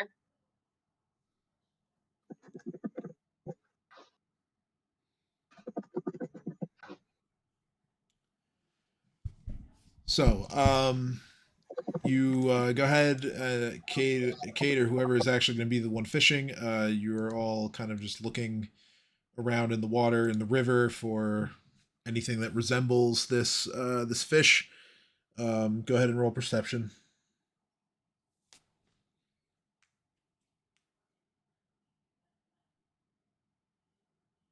Hold on, I'm trying to figure out how to make Google my default browser again because it's making it Yahoo and I don't fucking know why.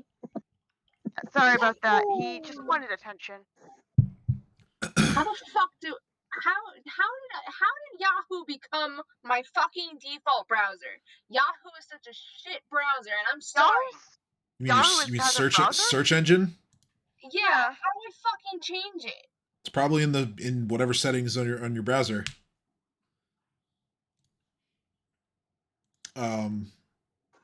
Anyway, so Cade actually does spot a few of these fish swimming around in the river.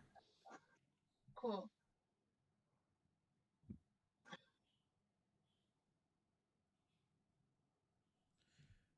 Given that this you're not shooting your line out into an open sea, we'll say that lead them appropriately. yeah. So you cast whoever it is casting the line towards where these fish are, properly baited and all that. Go ahead and whoever is the one holding the fishing rod, go ahead and roll dexterity. It's me. As eventually you do get a bite, and you do manage to reel it in. Hey. Does it look old? Does it look cool? No, the fish looks pretty healthy. No, I mean like old as in like not a baby. Oh yeah, no, it's a mature fish, but yeah, it's not like super old.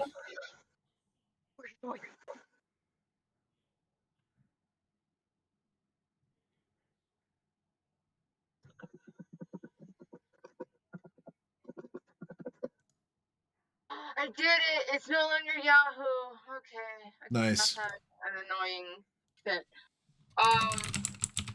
Can I... What would I have to roll to see if it looks exactly like the other fish? Nature. Knowledge nature. Nature. Alright, cool. I'm reloading the thing. There we go. It's loaded up. Cool. Character sheet. Go get your toy. Nature. I Yeah, mean, I it do. looks close enough to you. I'm just gonna. I mean, like, it looks like the fish, but I don't know.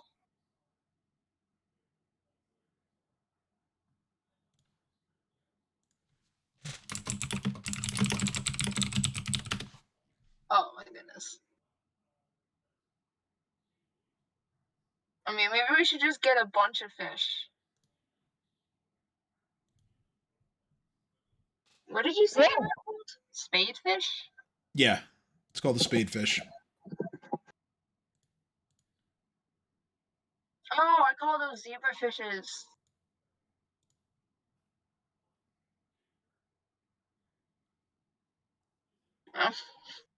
I'm gonna say we collect a couple spade-fishes, just in case. Okay, so yeah, you guys go ahead and take care of all that. And I would imagine you're bringing them straight back to the fishbowl. Yeah. I'm gonna ask that they bring them in. I'm gonna be like, I'm gonna wait outside. All right. Well, Ruben still is not there yet. Oh, okay. Well, I was gonna say we could collect a bunch until Ruben gets there. All right. Well, if that's what you want to do, yeah. So then, yeah, you catch 3 or 4 more. And Salt after this, like after, so we can cure any of the fish we don't give away, so we can use them for food, like jerky, essentially. This jerky do be slapping. yeah, whatever you guys decide to do, however many you leave off, or even if you release the rest, or if you want to eat them, then that's fine too. I don't know if they're eatable. Edible? Edible. No, eatable. Sure. If it's not poisonous, then it's eatable. No, not always. Yeah, spadefish are edible. Okay. Eatable. I will murder you without hesitation.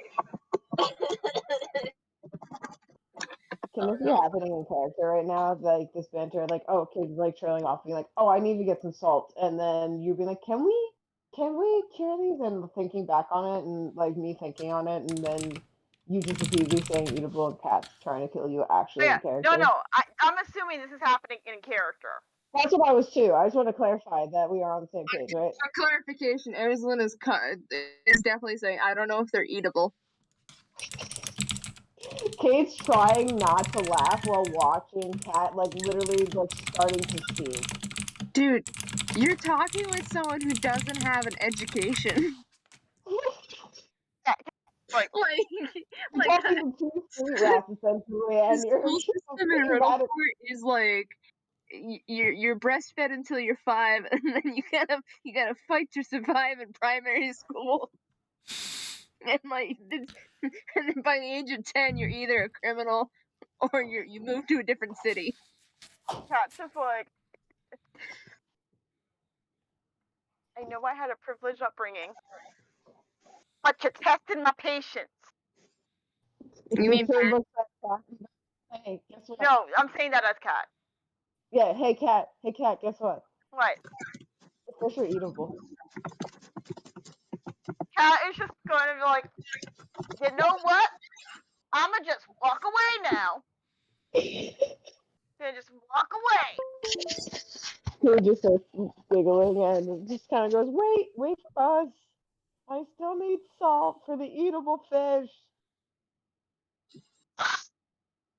She keeps walking. All right, so after I think I can make salt. you finish up, I cannot make salt. you return to the fishbowl. Ruben is there now, and I'm not inside. I will wait outside. he is like just arrived and is putting some of his things down so that he can begin his work for the afternoon / evening. Erzalin staying outside, so I guess Kat and or Kate is going in. Caspian goes, excuse me, is your name Ruben? He just says, "I." Kate just hands him one of the live fish in a bag. It's in with water. There is water with it in the bag. Cool. Thank you for the clarification. He says, Just gonna look at him and go, we're friends with Erzalin. That was a mistake. This is from her as an apology. We did not know what she did to your fish until today. I honestly think he might have fucked up. Oh Jesus! Let's see where this goes. I'm outside. He takes the It's my whatever container you've placed these fish in. It's just a fish, one live fish in a water skin swimming around. Okay, so yeah, he takes that and he looks inside and sees that is indeed the same kind of fish. Where's your toy? And he says, "Well, it's not my fish, of course, but the gesture is appreciated nonetheless. May the Pirate Queen smile upon you today." Gabe just kind of gets a little giddy and is going, "That's kind of an awesome blessing." And turns and looks at him and goes, "May the Pirate Queen smile on you today too, sir." And I'm just like full of amazement ever since we got to Runelords, just because of how much there is. Your childlike innocence will soon be corrupted. It was corrupted via Magnamar. It's not gonna be corrupted here. Magnamar is like the Saints Village. The only corrupt part of Magnamar was its government. The entirety of Riddleport is corrupt. I mean, the government's pretty fucking bad. Are we all together again? No.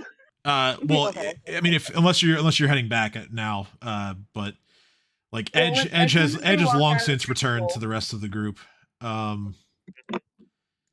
Ruben sets down the water skin off to the side somewhere, and he says, "I forgive me, I must get to my work, but thank you again, and I hope to see you again soon." Kid waves and says, "It was really nice meeting you, and thank you for being so understanding." It was nice to meet you as well. May the Pirate's Queen smile upon you? Question mark? Well, she already has today.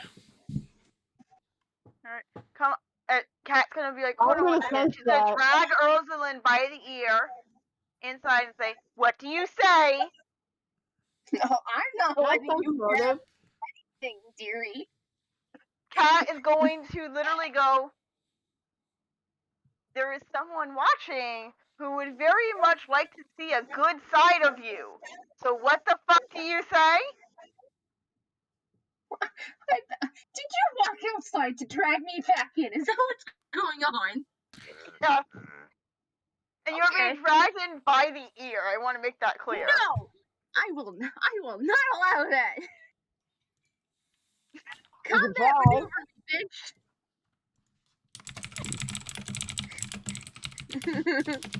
Combat maneuver me, bitch. Hold on.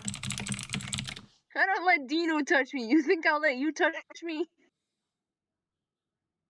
I think it's this one. Yeah. Alright, what do I have to roll? You don't roll anything. It's based on your combat maneuver defense, which That's a 23. 23, so no. Oh wait, no. Okay. Wait, was I supposed to roll combat maneuver bonus or combat maneuver? No, you did the right thing. Okay.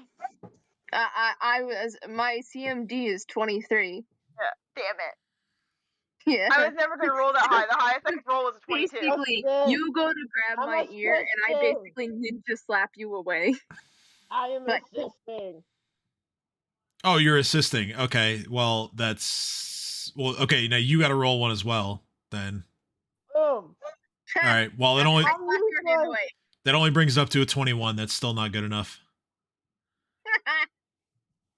As soon as they go to grab my ears, I slap it. Kate just Slap their sticks hands her and I head run in away. what- And as I run away, I go, never! Cash Kate look just at sticks her Kate head and in and go, goes, Kate, "We'll be start back." crying. What's going on? Kate's Are you actually commanding slightly her to bewildered. cry? I guess so. Ironically Alright, enough, I want to run crying about because 20 I feet don't away know from what's going on. I want to run away about 20 feet away from Cat and just that. I will say that Cat whispered to Kate to start crying. Yeah, but I also the do spell start fails crying because of I your actually armor. don't know what's going on. Damn. Oh wait, I'm wearing armor. I So forgot Cat's I'm gonna wearing look at armor. Erzalin and go, look, and you the spell made slot is Kate expended. Cry. That's fine. You made Kate I cry. don't have any spell slots anyway. All right. Damn, you guys gonna cause homicide again. Yeah. I was gonna do that one because I know it from my cat, but I didn't have any spell slots. So what do I do? Well, no, you do have I didn't slots. even have that one prepared. I just clicked it. Oh, well then you just don't cast it. Okay, so I just don't cast it. I had no spells prepared, as you can tell. Yes, I can tell. So, all right, I'm kind of gonna force You know move what? things How about along this? here. As I slap their hands, Yeah. can I do a cantrip? Sure. Bam. DC saving throw, Cat. All right, so Cat, make a fort save. Where am I thinking of? And I will now choose my spells. I mean, it is a touch right attack. here. All right, so you succeed. After you're done messing around with one another, the sort of mental itch takes hold of, hey, all of our friends are probably waiting for us. Yeah. And you all head back over that way. And you find everybody sort of just waiting around for you guys to get back. Oh, chill touch is in the book, so I can't. Can I prepare chill touch even though it's in the book? If you have the book on your person, you can. Okay, so I'll prepare that one. And touch of combustion. So yeah.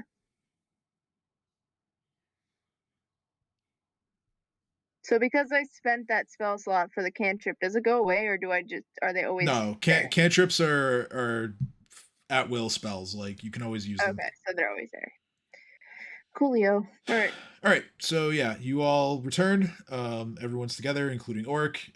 He's sort of like looking at everyone expectantly. He says, "Well, let's go catch ourselves a crime lord, huh?" Yeah. It sounds good to me. All right. But I forget. So just so I can recap, because Edge will also remind people about what. Will actually explain what he found out. The gentleman we're after, his name is Avery, and he's the crime lord in this city, correct? One of them, at least. He's one of them, yes. 1 of 5, I believe. No, I think it's 8. Oh, it's 8 now? It's either 7 or 8. It's one of those, but there's more than 5. Okay. There's 5 main guys. That's the thing that I was going based off of. Right. Well, Edge will then, at the very least, also let them know that there is, about the front that's been, what's it called? That's been set up at, what's it called? Rivers Run? The River Runner. The River Runner. Yeah, the River Runner. Right. And they also let him know about Jonesy or James or whatever his name was. Jonas. As well. Jonas, thank you. God, sorry. It's early. Okay. So, but yeah, so Edge is just generally going to be informing them that there's seems to be more people on Avery than we think they are. So just keep your eyes open. Really. Okay. Well, I have to go to the bathroom. Okay. So, good. If I'm not back by the time we roll initiative, or when there needs to be RP, you could RP for me or roll for me. All right. Well, I'm gonna go crawl down the stairs now. Ow. I'm gonna move you guys over there. using Oric's knowledge of the city as well as what Dream knows from his vision, you guys arrive outside of Saint Caspieran's mission with Oric sort of leading the way. You guys are all on the right side of the map, and as you get there, let me scroll down to where I have the thing here. All right.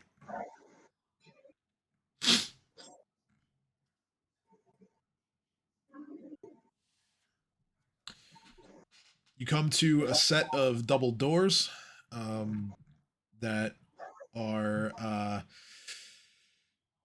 at the top of some steps that are made of flagstone. Oric doesn't even wait for anyone to say anything. He just goes ahead and opens the door. And the room before you is sort of an open foyer that is flanked by two smaller doors. Those of which are both covered with graffiti. The door to the south, which is the one next to Cat, says Flop House upstairs and take a left. And you can read that even though the word left is actually crossed out, and scrawled next to it is the word hike. So someone saying take a hike instead. The other door, which is the one next to Dino, has a homemade sign covering some of the graffiti, and that sign reads all rooms taken.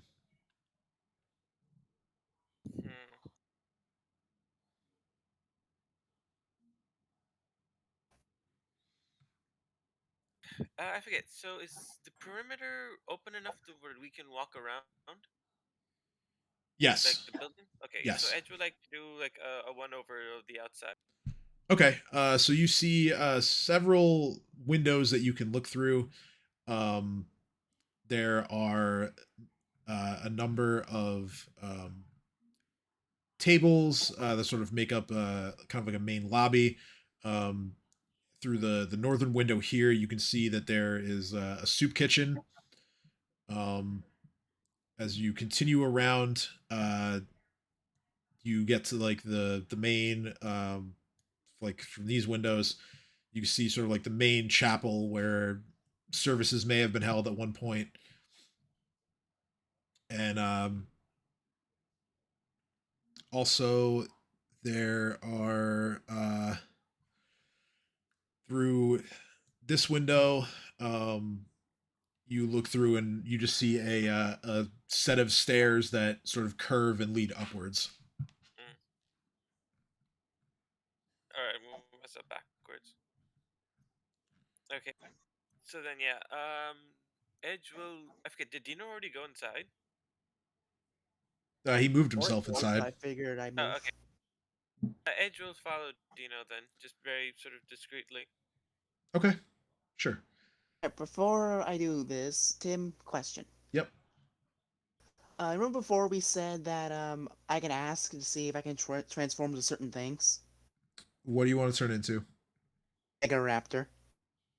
A what? I'm sorry. It's a Mega Raptor. It's a large-sized dinosaur.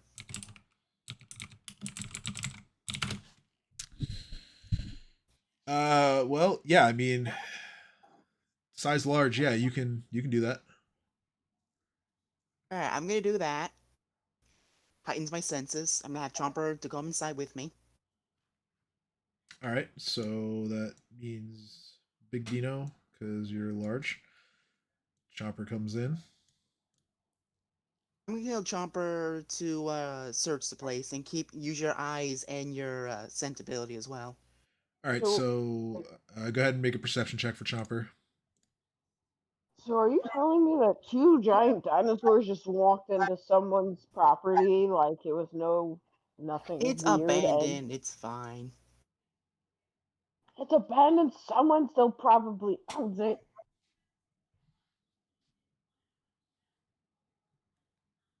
Or even if First, they you don't roll 20 and officially you're own loading it, thingamajigs. they own it. My character sheet's loaded, so I'm gonna use my perception with guidance. Yeah, I can roll for Chopper if you're having 22. trouble. So Chopper rolls a 19. 32 and a 19, not bad. And no, does our scent tell us anything that the perceptions wouldn't? Chopper moves closer to the. Oh, that's Orc. Chopper moves closer to this set of double doors here. He seems to think that there's something up this way. I'm gonna go right beside Chomper. I'm gonna see if I know what it is.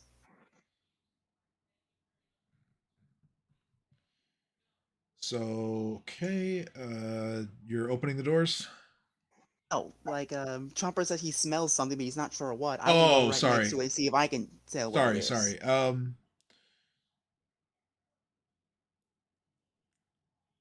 You smell several different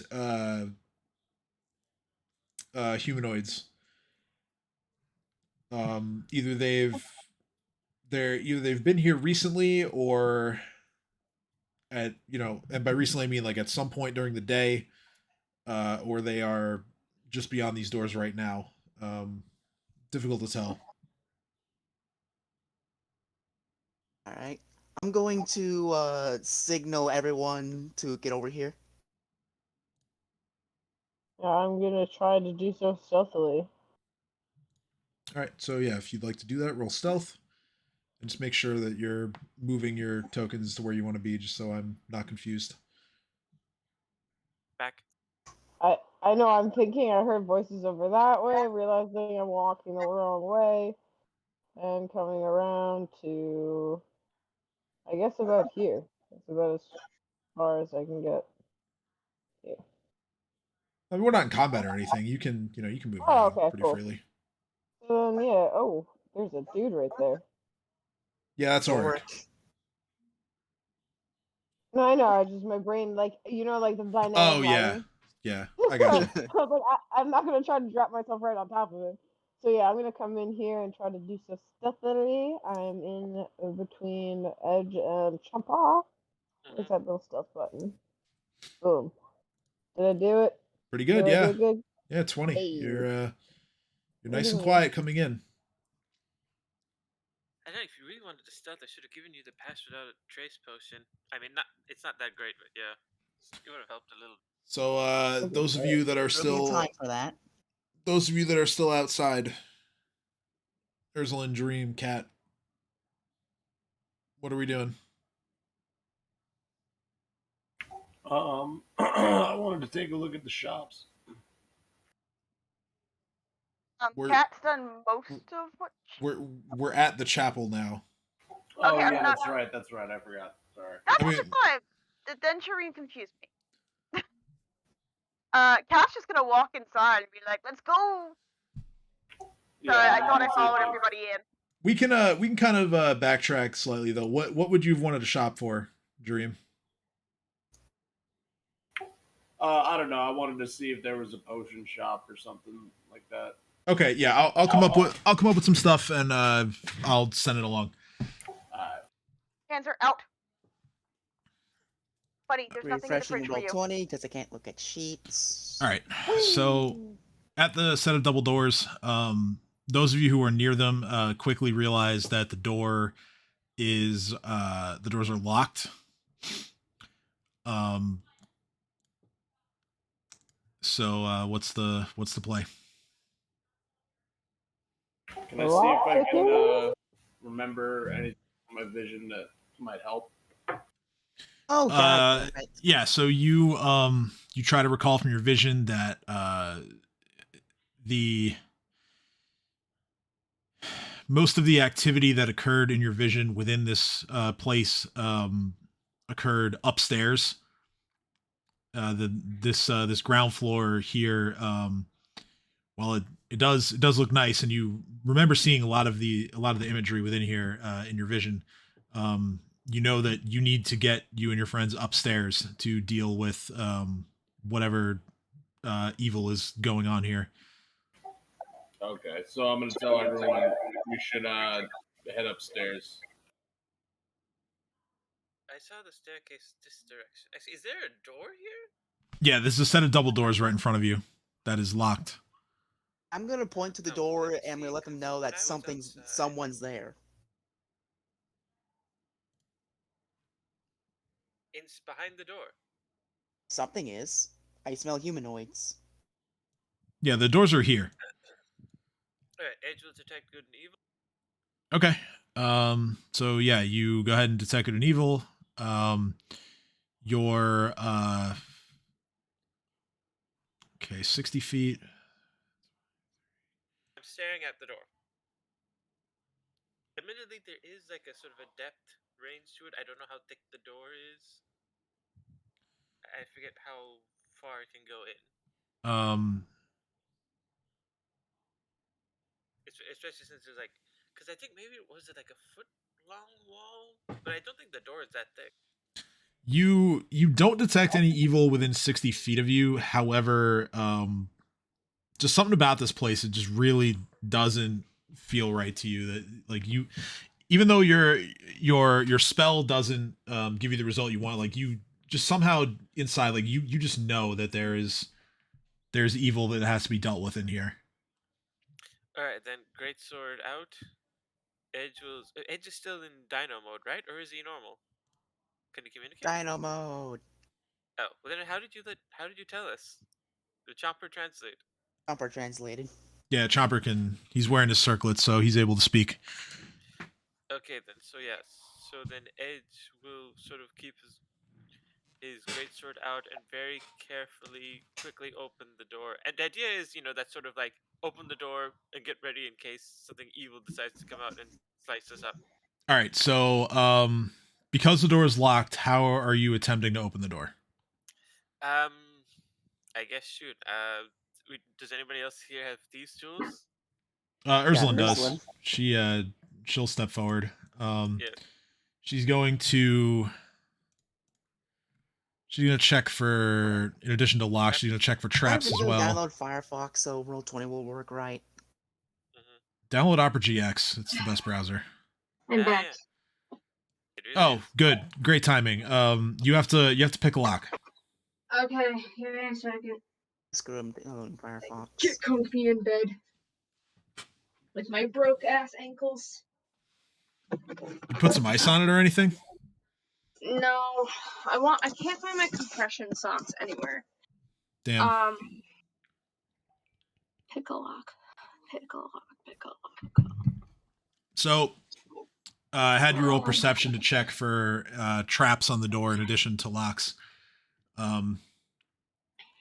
You actually do you sort of like nudge each of the doors a little bit, and one of them feels slightly heavier than the other one. How do I pick a lock? Is that just disable, right? Disable device, yeah.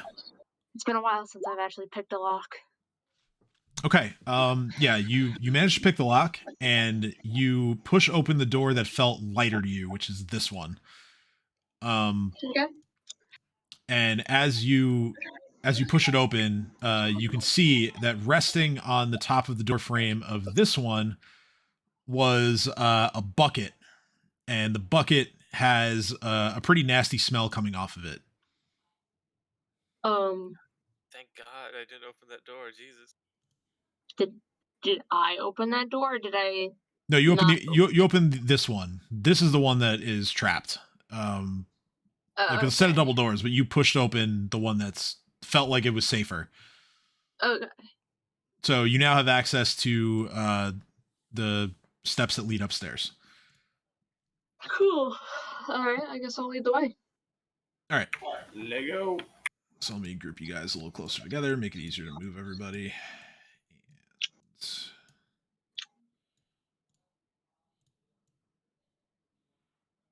God damn it.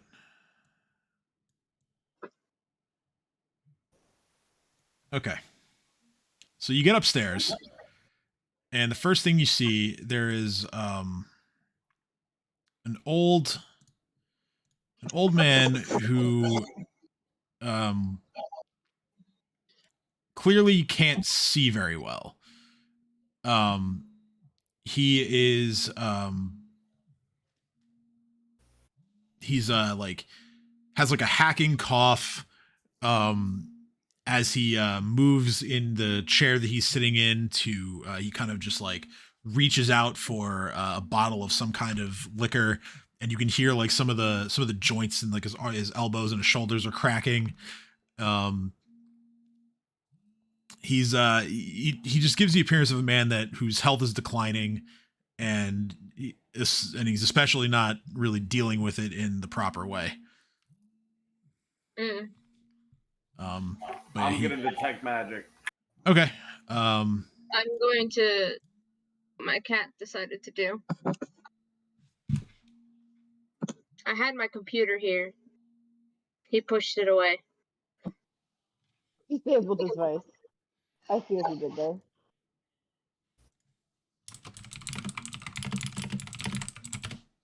Alright, Firefox, will you fail me or not? Yes. I feel like Dr. Evil. All right, so yeah, you detect magic. There's no real magic coming off of this this priest here. He really doesn't seem to even possess any magic of his own. He is just an elderly alcoholic who is in a lot of pain and his health is failing. And Oh, Dream can relate to that. He's also an elderly alcoholic. And like I said, No, he's an elderly drug addict. Oh, he's a drug addict. Yeah, you're right. Like I Well, you're said, also elderly. his eyesight is not really there either. So he kind of just hears a whole bunch of footsteps and he's just like, "Oh, who's there?"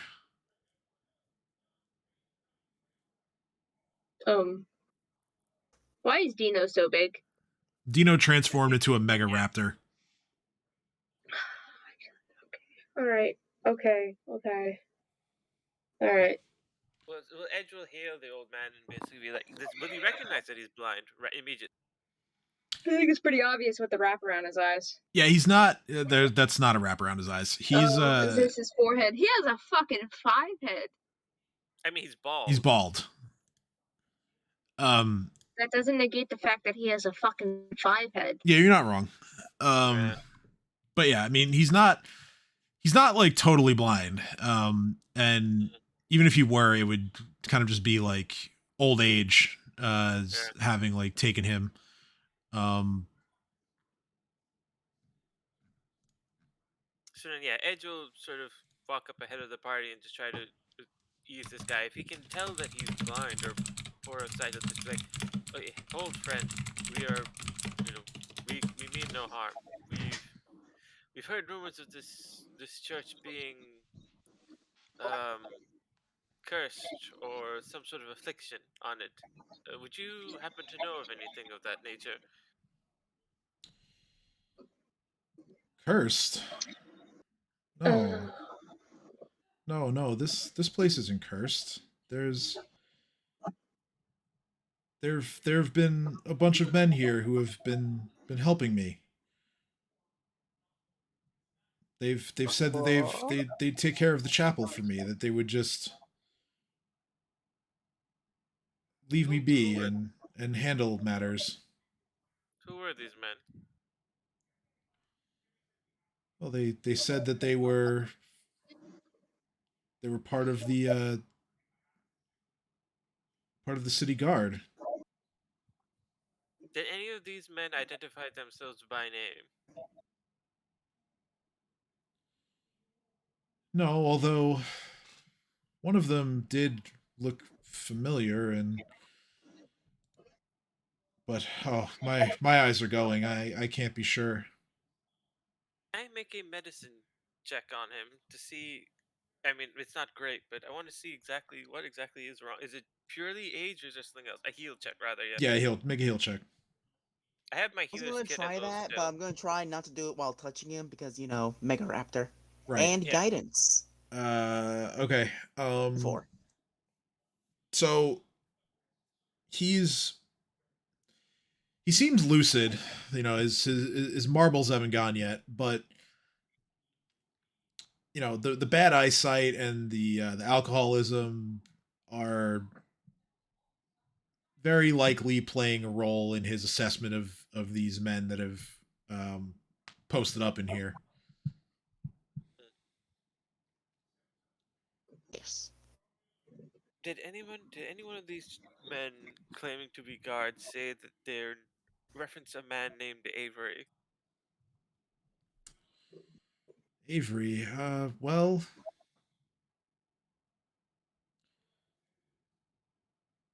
come to think of it, one of them did mention him, but only as far as that Avery was an old friend. Anybody else by the name of what was the guy's name? Jonas? Yes. Jonas. Jonas is the name of my What? personal assistant. He takes care of me like I were his father. What's he got to do with all this?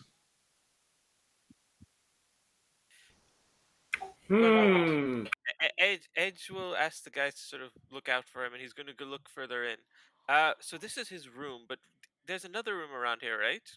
Or Yeah, so it's kind of hard to tell because all the tokens are kind of in the way. This kind of like whole space up here at the landing of the stairs is like the father's personal area. room. There is a single door here that is currently unlocked. Right then. Even though I'm not a rogue, I'm gonna actually examine it for traps. Because if they were left that bucket of whatever the hell there was, then I bet your ass that there was probably more. Like Okay. it. Perception or Perception, yeah. Okay. Door does not appear to be trapped. All right then. So again, with my greatsword out, Edge is going to very carefully open it. See, maybe to switch it. Nah, it's fine. Okay, yeah. All right, you open the Open door. the door. You see one man standing across from you in the hallway. You hear the sounds of a dog barking as well. You're not sure where though. It's there's this almost like a network of hallways here, but it sounds like it's coming from the southwest. Right then. So Edge will sort of look back to the party, and he'll sort of whisper to them, like, "Keep them safe. Keep this. Make sure this old man stays safe. We have company up ahead." I'd like to roll for stealth. Go ahead. Even though Sarah, see how badly I fail. It's a -5.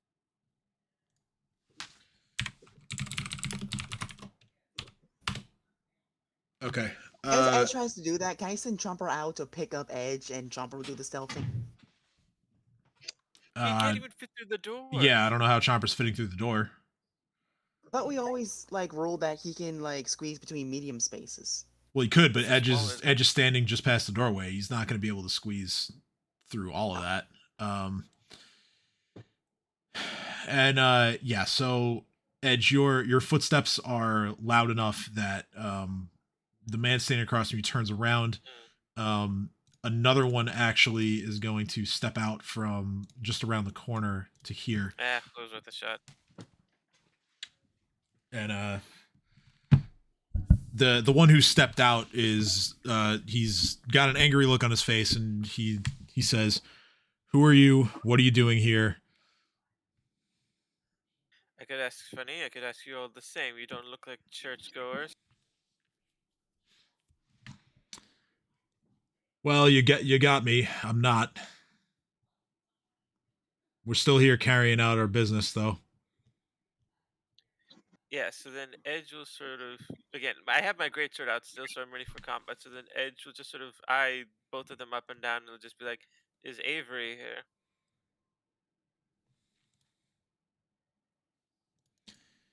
Avery, huh? That's who you want? Damn straight. He'll be out soon enough. And you watch as the guy sort of cracks his knuckles, grabs the let's see, what weapon does he have? He grabs a dagger that is in a hilt on his side, and he says, "I'm only going to ask you once. Turn around and head back where you came." Yeah. Okay. Now going into a full combat stance, Edge just sort of sharpens himself up and he says, "The time for what's he gonna say? God, I need to equip. Where are my equips? Damn it." Yeah. You know what? Screw it. Yeah. He's just gonna just Wait, stop hold on. talking and then just get ready combat. He's just Wait, hold on. yeah. So then he's going to what's that word? I forget who all is behind me right. Ursulin's directly Everyone. behind you, and then Cade, and then Oric, and then Cat, all in a line. And then Chopper is off to the side, but also behind.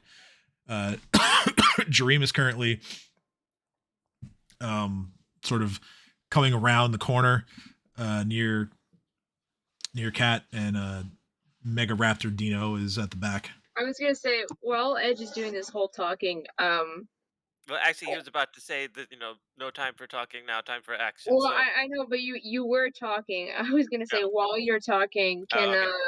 can Erzalin just take aim, and as soon as Edge moves to the side to take his stance, I'm just gonna shoot.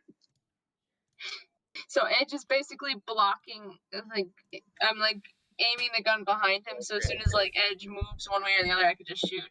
Mm-hmm. Okay, so you're kind of like attempting a surprise attack. Yeah. Yeah, I see.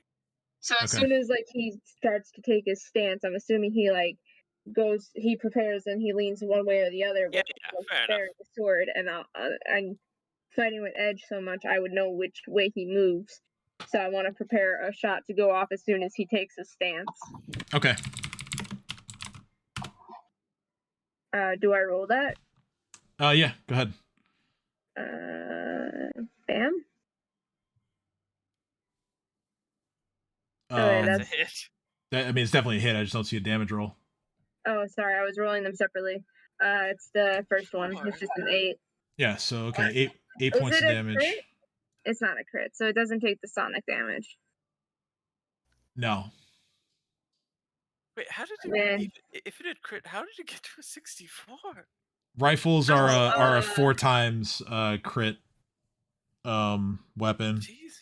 So you re-roll and then you times it by 4, basically, for the crit damage. Yeah, it just makes 4 separate damage rolls, and yeah, And it's a 64 because one of them was a 12, and then 12, yeah. 11, 9, 8, and then that's modifier 4 times as well. It could have been this. What's 12 times 4? It could have gotten up to over 70, I think. 48. Yeah. Oh yeah, and then it's a +6, so it's if I roll 12 each time, so it's a 48, and then plus It's 18. another 28. No, not 18. It would be 6 times. Yeah, 12 plus 4. 6 is 18. That's the Yeah, maximum 18 roll, and 4 then times. right, so 72. Yeah, shut up. I'm good. I'm good at math. You can't get that past me. Different ways. All right, so yeah, let me put up initiative here. Let me just minus my ammo real quick, and then I'll do initiative. Hey Tim, do I need to roll initiative? Sorry, I Yeah, everybody roll. Everybody roll. Okay. I just wanted to make sure. Sorry about that.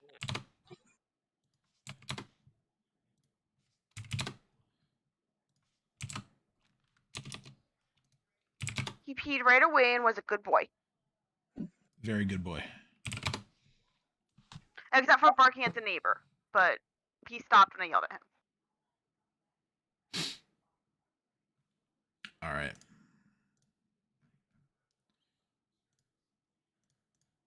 So first up, okay, that turn's gonna get skipped for now.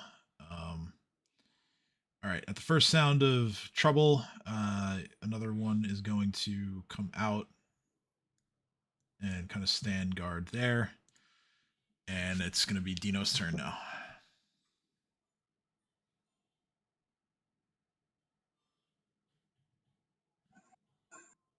Sorry. You're so good. Can me or Chomper get through?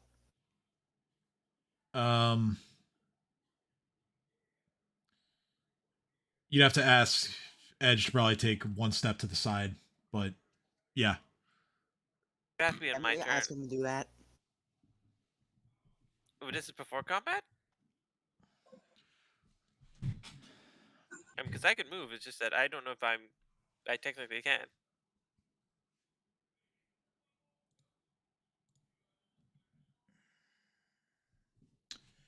Oh, I don't think I can hear anybody. Well, yeah, no, no. I mean, you probably would have leaned out of the way for Erzalin shot through anyway. Like, Yeah, no, I was aiming for when you would take your stance.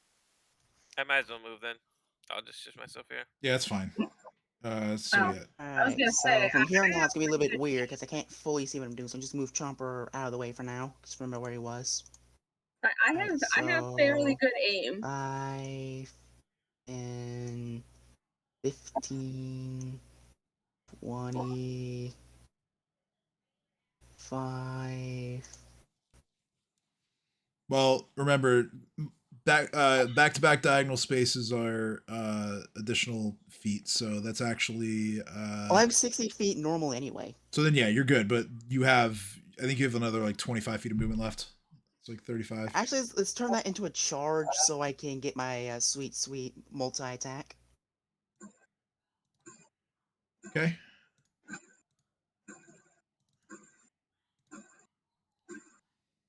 Okay, so Talons is 2 of them, 2d6.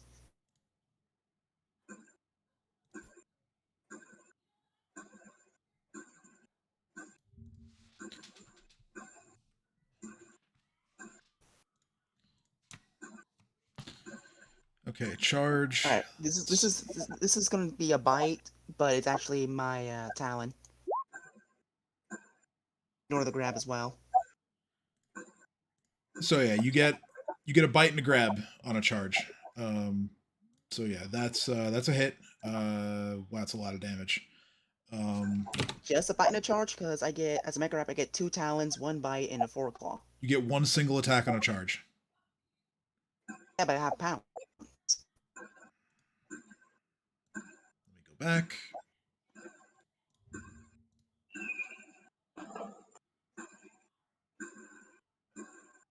All right, so then yeah, go ahead. All right, so that was 1 Talon attack. This is my second. Yeah, I mean that's all you need. You just maul this poor guy. Have Chomper go back. Gonna hold his action just in case any funky business happens. All right. Then that's my entire movement and my turn. So end my turn. Okay. I'm gonna roll back to Dream because he didn't roll initiative at first and rolled higher. So go ahead, Dream. Yeah, my bad. No, it's all good.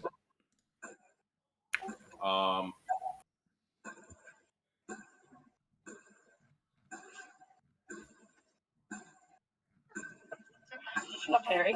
That's a bad guy, right? This guy right here? No, that's Orc. That's a good guy. Oh, okay. I'm gonna move. All right.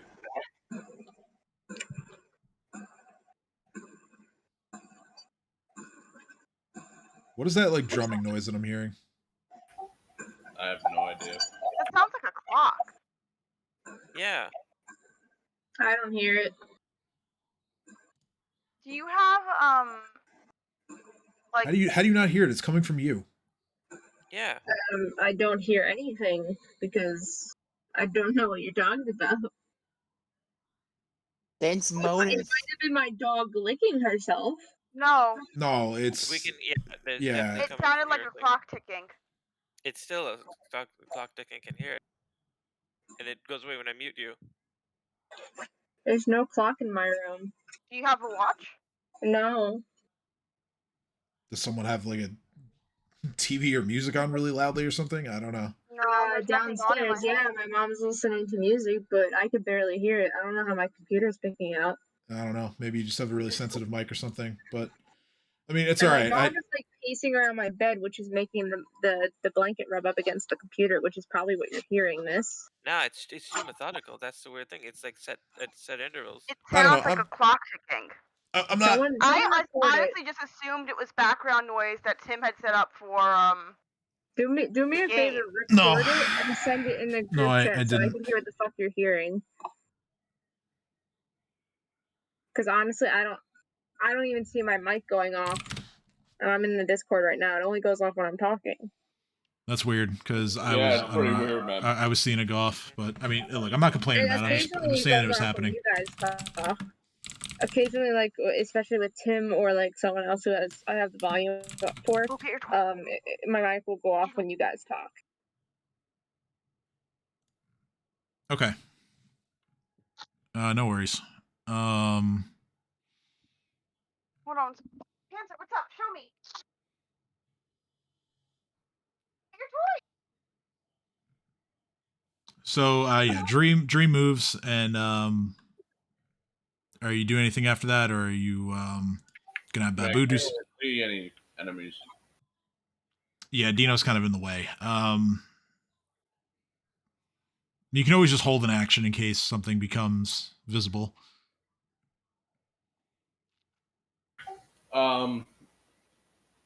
Yeah, I'll hold my impaler. Okay, Impaler Thorns. All right, got it. I'll ready that, and then I'll end my turn. All right. Okay, this person's just gonna stay put. This person's also gonna stay put. Erzalin, your turn.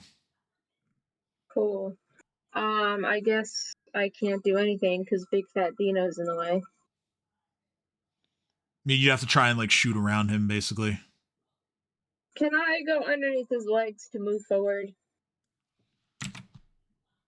Yeah, you can crawl prone. Or I'll crawl. I'll lay down prone, shoot this guy, and then I'll try and move forward. Okay. I'll do 2 shots.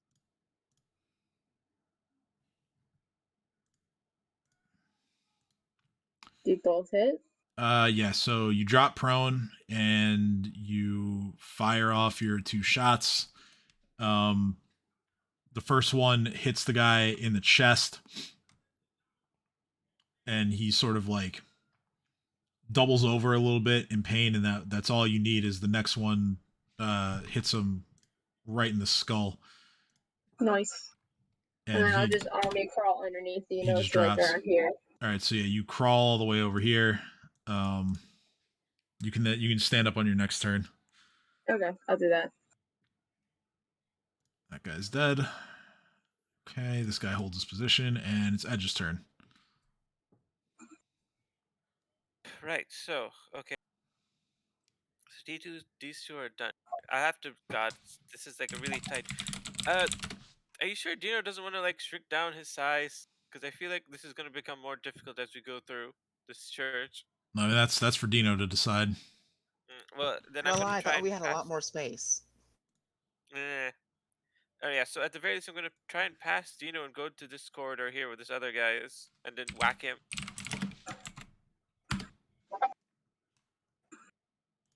Let me just check something really quick. Is it better to do Vital Strike than... What the heck? There we go. I added a little that's the music. All right, so Edge, yeah, you round the corner, you see another one of these sort of thugs that is ready for you as you come around, but you still have, your action. So. Yeah, I will do... Actually, wait. I forget. With power attack, is that 2 attacks or just one big swing? Power attack applies to, well, You moved more than 5 feet, so you'd be making 1 attack, but power attack can be applied to all of your attacks in a round. If you make a full attack action. Oh, I see how it is. Okay, right. So I might as well do it now. I'll do another charge, I guess. Alright, yeah, so you charge in, you make 1 attack with your greatsword, and yeah, power attack will basically cancel out the charge bonus, but you know.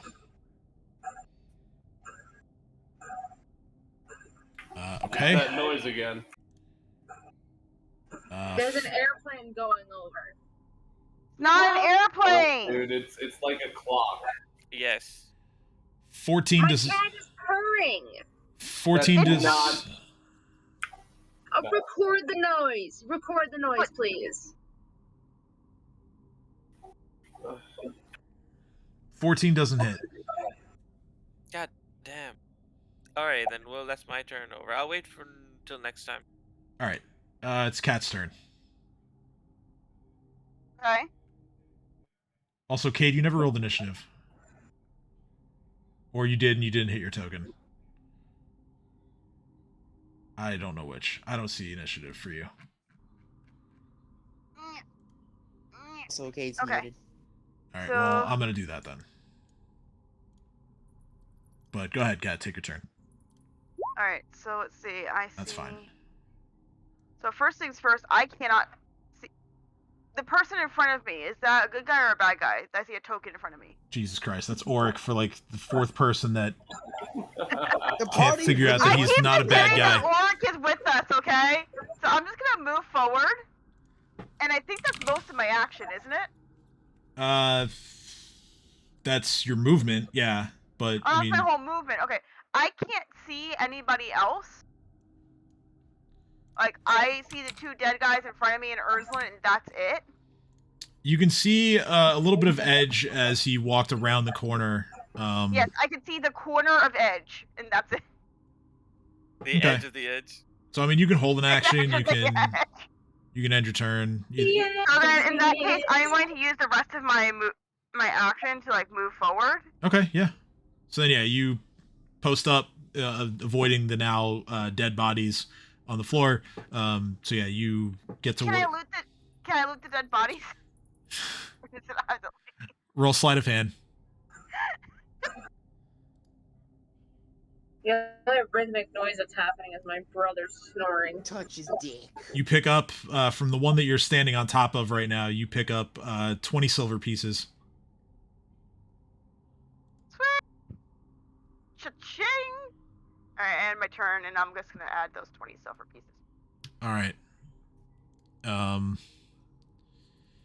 Next is just gotta find his stat block in here. Edge, the door across from you and behind the one that you are now engaged with opens, and out comes. God, where is it? Here we go. Out comes an elf that is holding a longbow.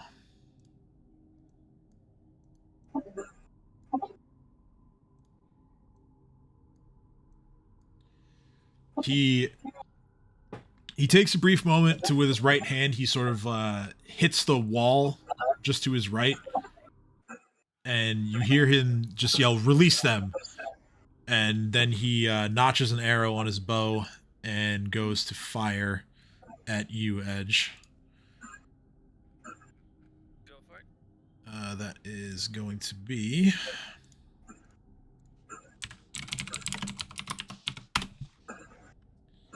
That is a 17 to hit, so that does not hit.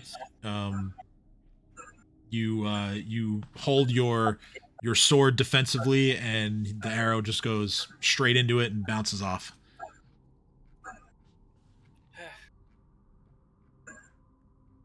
Right, moving on. Next is there's a voice from the other side of the wall that says, "You heard him," and the door opens down here.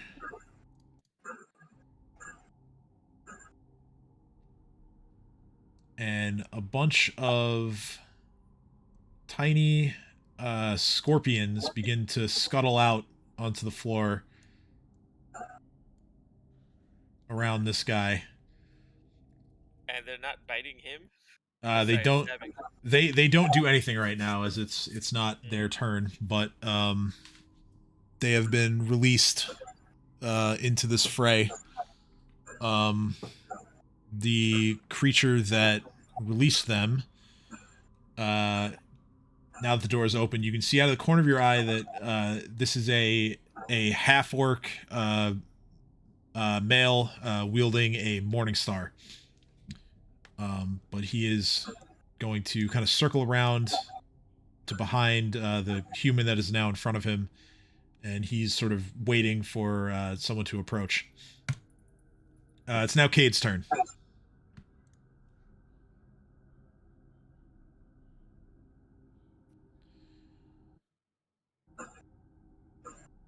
Allie, I don't know if you know that you're muted or if you're even there, or... Oh, shit. Oh, Hi. can you hear me now? But yeah, it's your turn. Alright, so I'm going to move farther up and to here. So is this actually like a corner or wall, right? So yeah, there's like a wall that extends, but stops and leaving like an opening here to get into the priest's room here that you guys That's what I were. was saying. Okay, so I'm gonna go around that corner. Okay, so yeah, you're gonna make sure the priest is protected. Got it. And All right. I'm going to ready a little spell for anything coming in on us, and end my turn. Okay. Back at the top of the round, it's Dream's turn. So Dream, you had your Impaler of Thorns in hand ready, but nobody came to engage with you, so it's your turn to act.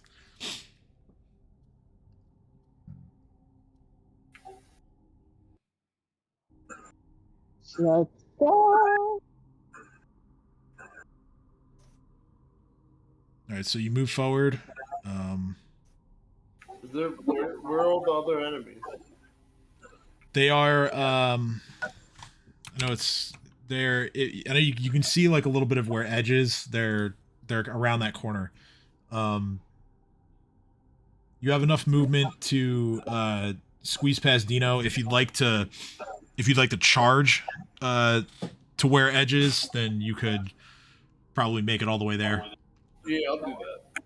All right, so you charge forward, pushing past your friends with your. Oh, okay. I'm sorry. I thought you. Oh, you just want to get to where you can see them. Got it. Okay, so yeah, you don't have to charge then. You're good. So yeah, what do you want to do from there?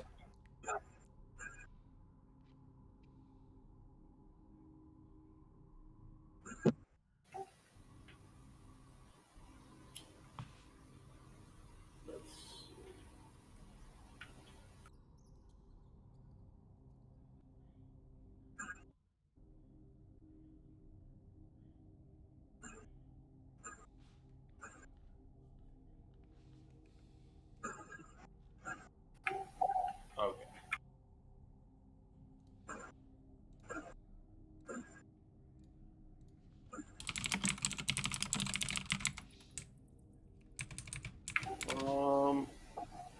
So is Bomber's Eye, is that an attack? Like, am I throwing a bomb at that point?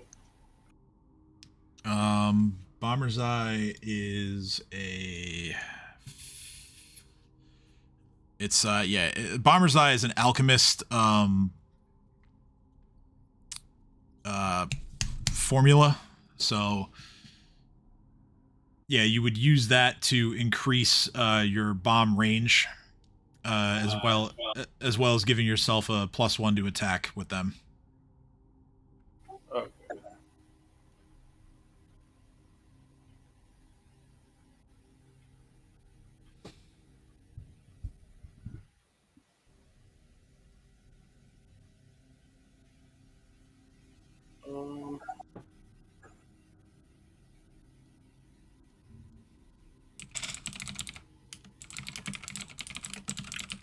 All right, so I'm gonna do.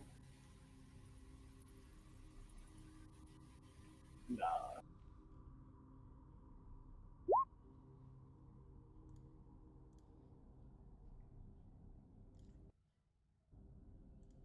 Okay. Yeah. So you give yourself a buff in the form of Bomber's Eye that will last for the next 2 rounds. So that is going to be plus 10 to your throw range, as well as plus 1 to hit for 2 rounds. And I gotta find there is a bomb icon here somewhere. Yep, there it is. So yep, you now have that buff on you. And then Babu is going to attack, I assume. Is Babu attacking the dude or the scorpions? What?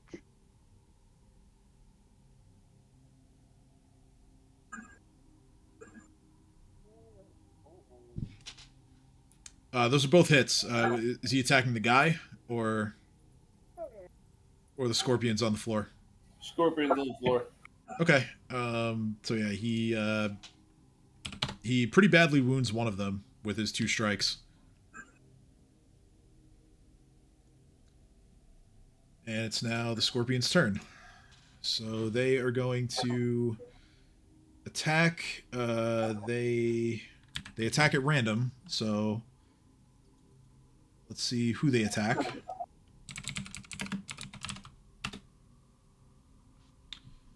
Okay, 2 of them are going to attack the guy that they're standing next to. So I'm going to start there. Let's see here.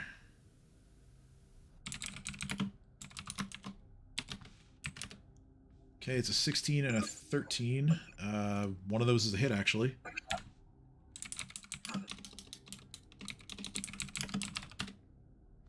Doing a small amount of damage.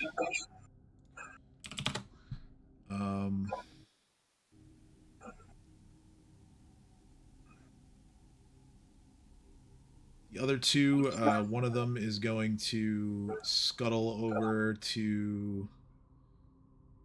Let's see, 5, 6, over to you, Dream. And the other one is going to make its way over to Erzalin. Both of Edge, you can, if you want to take an attack of opportunity against one of them, you can. If not, Yeah, whichever one is the weakest, I'd say. If they've taken any damage. these 2 have not yet, but I mean they're very small scorpions. They don't look very strong. Oh, I see. Let's see. The 23 one. should hit. Yeah. So you managed to instantly kill the one that had attempted to attack Jareem before he could get over there. The other one makes it over to Erzalin but misses.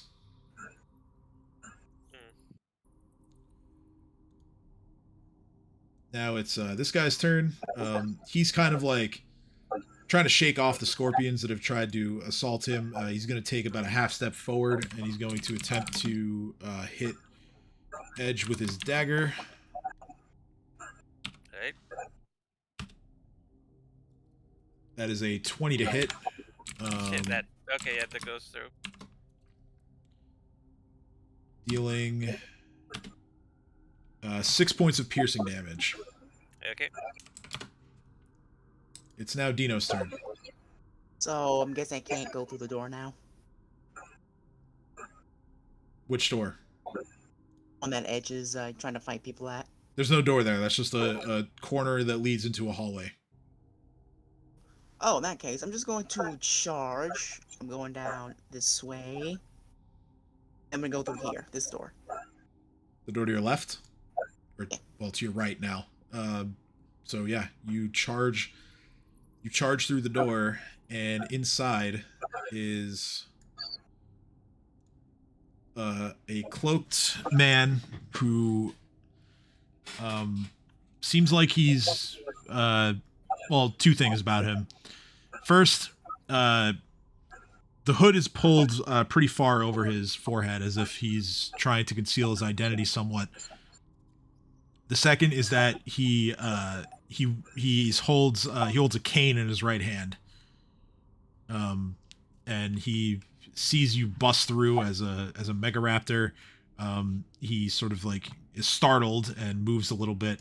But he does so with a noticeable limp. Alright, so he might be important. So all these attacks are going to -2, so non-lethal. Okay. Grab character sheet. Thank you. Alright. First Talon, a Blushki. 18 misses. Or is that with the -2 or no? 8. I didn't take the -2 yet. Okay, so 16. 16 misses. I mean, 18 misses also, but yes. Whatever. Second Talon. 26 hits, so that's 13 points of non-lethal. 8. That also hits, so 14 more points of non-lethal. And 4 claws. Miss. I'm starting to regret my decision. Yeah, whatever. And Chopper's still gonna chill back, make sure no bullshit happens, and I end my turn. All right. It is now this cloaked figure's turn. He is going to immediately start fumbling around. He's reaching to his left. And he managed to grab off of a small desk that is next to him. He grabs a potion and he drinks it real fast. He's then going to grab a dagger and he's going to throw it at you.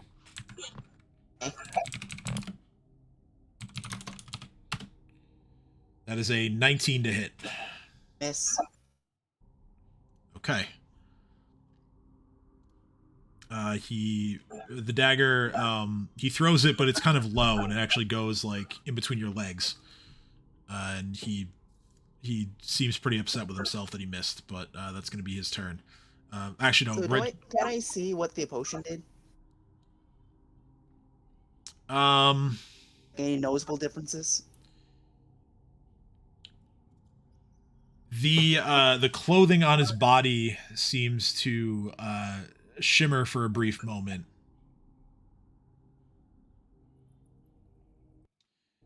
I'm guessing armor. Got it. He also yells for his men to come help him and back him up.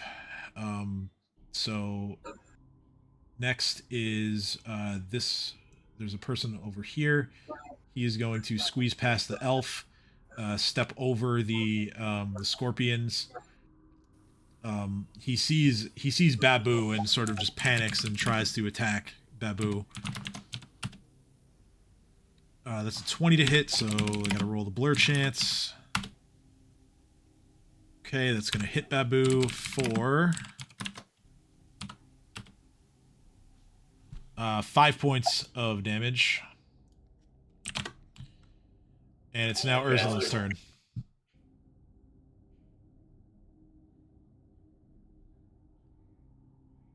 Erzalin? Oh. Okay, hold on. I had to sit up because where is everybody? Cat's next to you. Dream is. No, I meant like enemies. Enemies. There are a few of them in a line that are engaged with Edge and Babu currently. Dino has busted into a door to the southwest, where he has found a cloaked, hooded figure, and has attacked him a little bit. There are a couple others that haven't revealed themselves yet. They are in the room where the scorpions were released from. I guess I'll help Dino. Okay, interesting that you say that. So you get a little bit closer and you can see inside the door. Or like, this is where I could see inside the door. right here. Yeah, I know. I saw you moving around, so I'm just trying to I was assist just you trying there. to see what you were describing, so I was like, Gotcha. I don't know what the fuck you're saying. Because, like, I know you described it, but I was like, I don't know what's down there, what's here. Yeah. Well, I mean, I figured Dynamic lighting. you need an angle to shoot anyway. So you move towards where I'll Dino move is. into this corner, and Okay. then I'll go prone again, because I should be able to shoot him from here, right? Yeah, you look through, and your choice. Make a perception or local knowledge. Your choice. Let's see what my bonuses are. I'll go perception. Higher bonus. Oh my god. Either way, it was a crit fail. So, yeah, you look at the man's face and you think for a moment, I know this guy from somewhere, but you don't know who it is. It's not coming to you. Rather, the name is just not coming to you. Man. Let me see if I got a spell.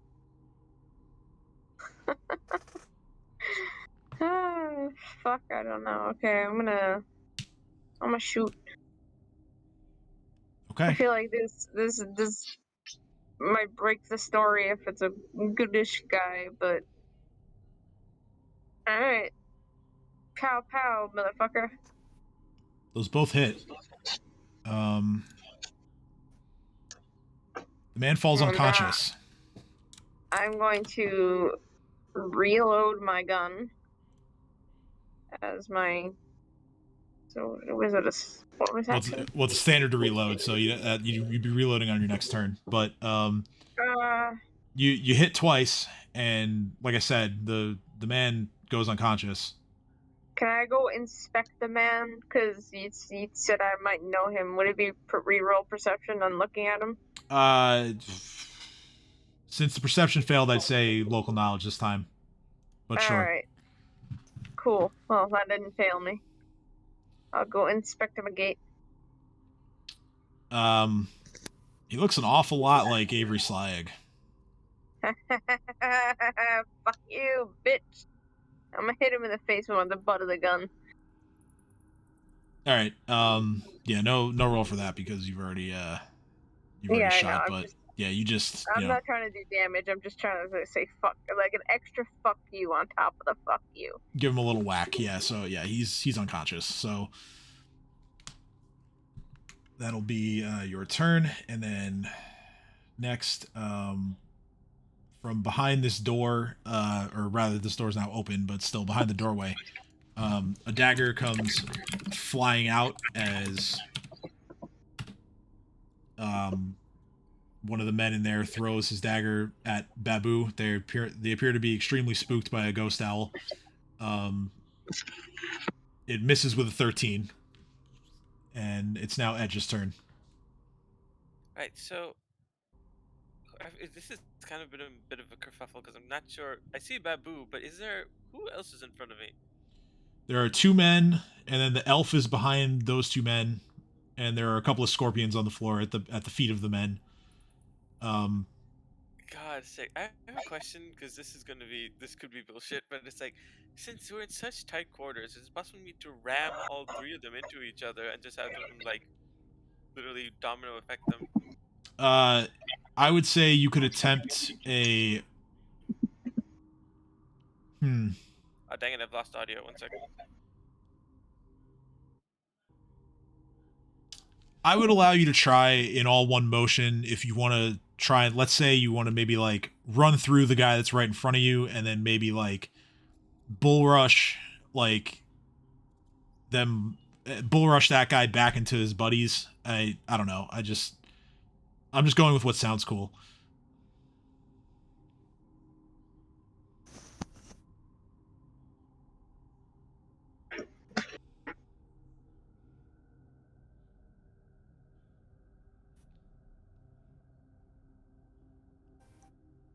Did you catch that, or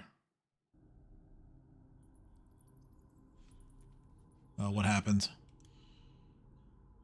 Oh, speak to us. He's gone. Actually, technically, Kat, you'd be acting at the same time. So if you'd like to do anything. You both have the same initiative, and if we're really being technical about it, you'd be going first. You're also muted, just so you know.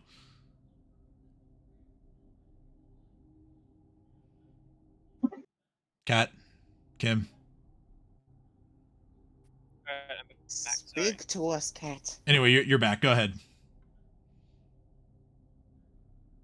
So yeah, is it possible to domino them into each other? Yeah, I was trying to say that I would let you kind of like run through the first, like try to run through the first guy, and then use the force of the blow to kind of like shove some of the others. Would that be an attack roll or just strength, or some type of level? I would say attack roll, and then if you hit, combat maneuver. Okay. So let's see. Now I'll get rid of the power attack buffs because I need the accuracy. Okay, sounds good to me. All right then. Here we go. Greatsword. All right. Yeah, those are both hits. Yeah, we're nearing the end, Rob. We should be able to get done. So yeah, go ahead and roll combat maneuver. All right.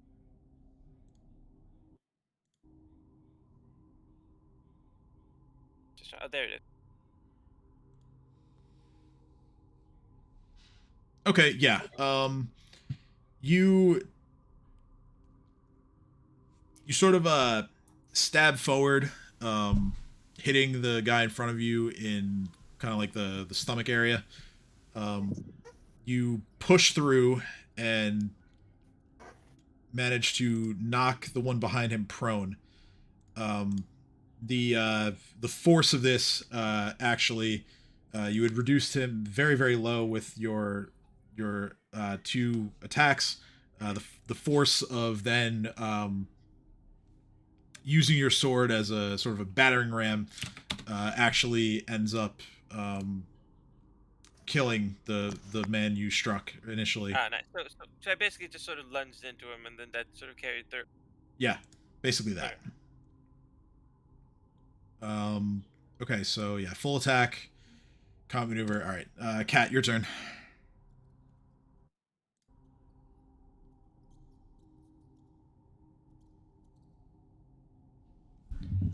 Kim. She's muted herself. Yeah, I know. I think yeah, she took the dog out, but now you just said she's back a minute ago. Sorry. So okay, I didn't realize I was still muted. you're good. Yeah. See, So just in front of you, Edge has kind of like run through the guy that was like immediately in front of him, so he's down and dead. And there's a guy and then an elf behind him, and a couple of scorpions on the floor, and there are a couple others that you can't see. Yeah, I don't feel like dealing with all this crap. I'm just wait, hold on. If I use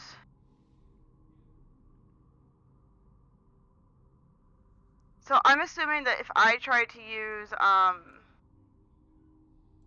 what was it? Lightning bolt, I would also hit Edge and Babu, right? Yeah, we're directly in front of you, and it's a very small corridor. Babu is flying, so he might be able to avoid it, but yeah, you would. Or actually, I didn't mean to cast that. I was trying to read the information. Yeah. Please ignore that. Please ignore that. Please ignore that. Don't No, worry. don't worry. I'm ignoring it. It's fine. So I'm just looking at lightning bolt real quick. Yeah, the line begins from you, the caster. So yeah, Edge would have to make a save. And what's this little scorpion creature right now? The scorpions were released from one of the rooms. They are just attacking randomly. They don't distinguish between you guys and them in terms of like friend and foe. Like it's just they attack whatever. Yeah, whatever's nearby. It's stupid, but whatever. They're operating completely on primal instincts. Okay, I'm gonna magic missile. Okay, so magic missile on I guess the nearest dude.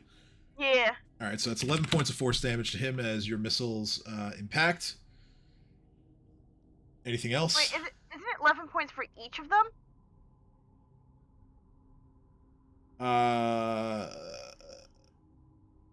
Well, you have to pick specific targets and then divide. No, I'm aiming all of them at that one dude. So wouldn't it be 11? Oh, yeah, then okay. Yeah, then it's 11 points to that one dude. Yeah. No, but per missile. No, because Well, you have this is a you have a D4. total of 4 missiles. Right. So you can put all 4 of them on one Oh, okay. dude, Sorry. or you think- can split them up. It's Yeah, the So the description roll of the droids, they says deal it's 1d4 using each. only 3d4, so wouldn't you add an extra d4 to it? Yeah, for every 2 caster so levels then yeah. beyond Let the me first, let you me gain let me an update additional that, missile. and then you can roll it again. Yeah, for every 2 caster levels beyond the first, you gain an additional missile, 2 at the 3rd level, 3 at the 5th. So then, yeah, it should be 4. So let me fix that. 1d. Okay, and okay. So yeah, damage is fixed. You can roll it again. If you're putting it all on one guy, great. If not, we can figure it out. I am putting them all on one guy because I just. Okay, so yeah, just roll the spell again so we get the correct damage Because roll. in theory, And, I can't really see the guy behind him. So. Fair. Yeah. So again. Oh, where'd it go? All right, so 12.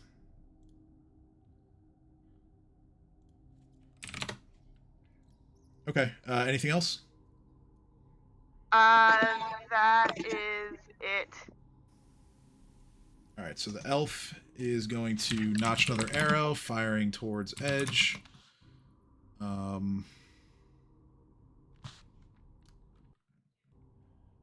did I roll for him last time? Let's see. Okay, there we go. Got it. That is a 22 to hit.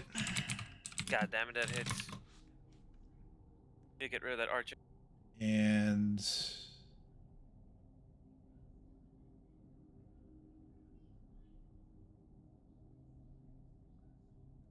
damage is, yes, 6 points of piercing damage. This guy can't get out of the room he's in. Kate, it's your turn. Are you sticking with the priest?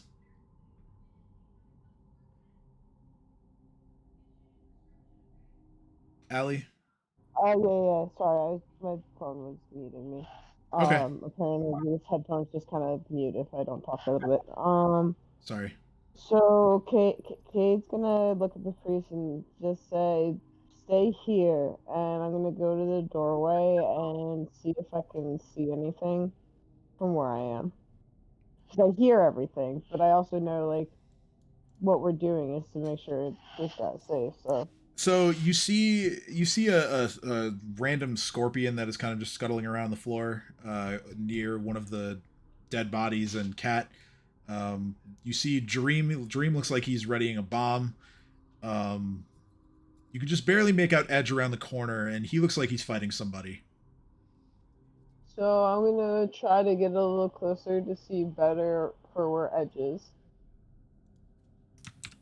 Oh, I can... All right, so you move a little closer, and again, it's kind of like a mess of humanity here, but there is you can see Edge engaged with his greatsword. He has just defeated somebody, but he's also just been shot by an arrow.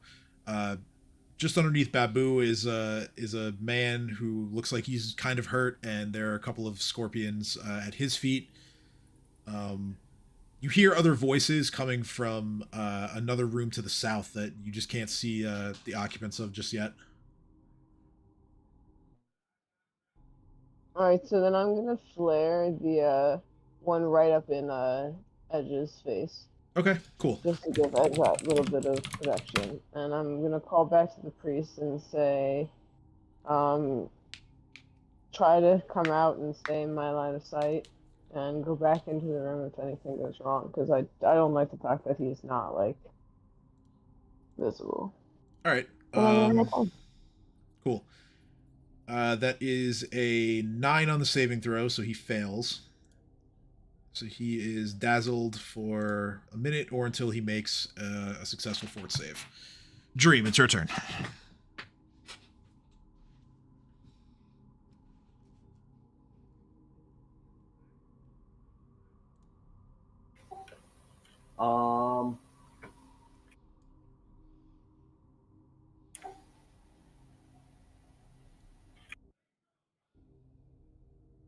I guess I'm gonna try and throw a bomb and hit this guy.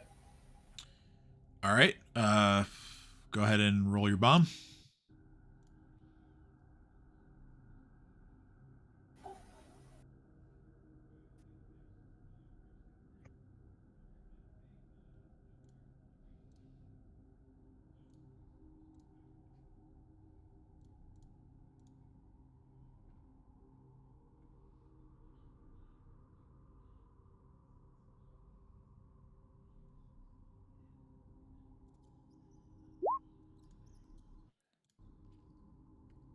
Okay, with the bonus from your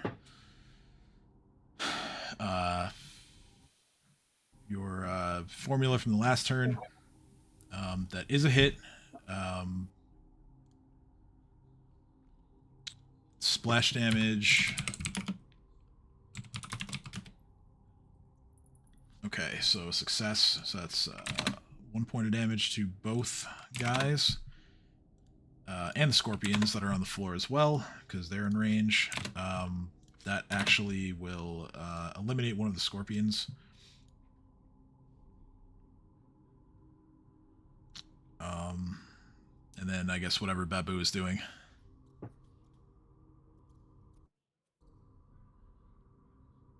Attacking. Okay. I'll attack the guy in the hood. Alright, so yeah, you going after the elf.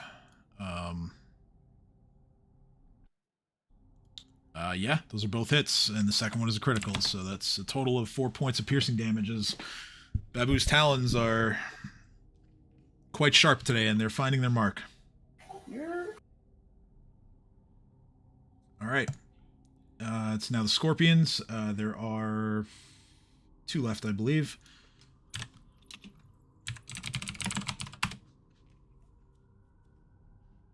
They attack at random, and they one of them is going to attack the guy that it's standing on top of. The other one is going to attack Cat. So we've got... I'm assuming there's no way I could be like, no thank you. It rolled an 11 to hit you, so that misses. It actually does hit the other guy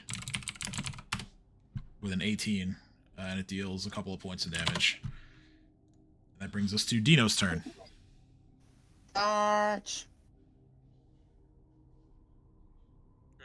Alright, so can I go past Edge and fight whatever is shooting at him? I mean, yeah, you're going to be squeezing, so, yeah, but you can. Squeezing will essentially just remove the charge bonus to your attack. Worth it. Yeah, we'll say Okay, you're, like, so... up here. Yeah. Alright, so where's the person sniping at him? It's going to be the elf over here that Babu is attacking. Alright. Elf is getting a full-on Mega Raptor butt whooping. Okay.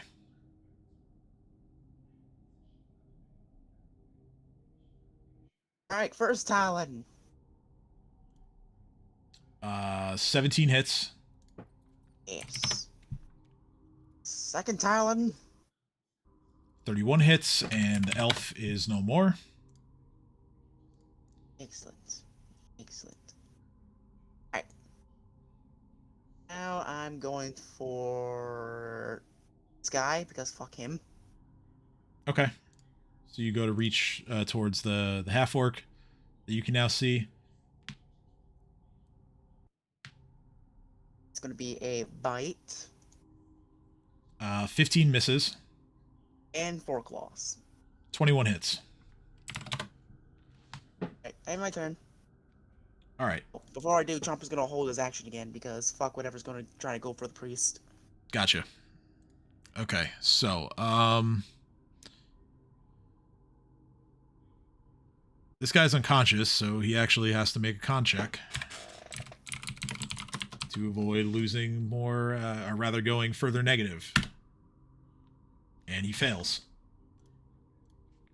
So he loses another... Oop, didn't mean to do that. He loses another hit point, or rather goes more negative. Still alive for now.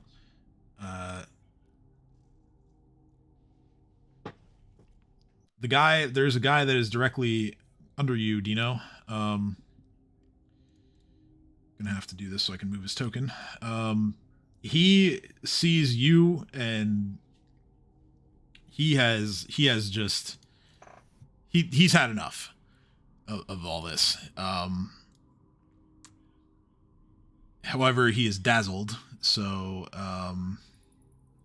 he has a hard time kind of like trying to pick his way through the crowd, through Cade's flare spell, but he's gonna try. Oh wait, no, yeah, he's not prone anymore.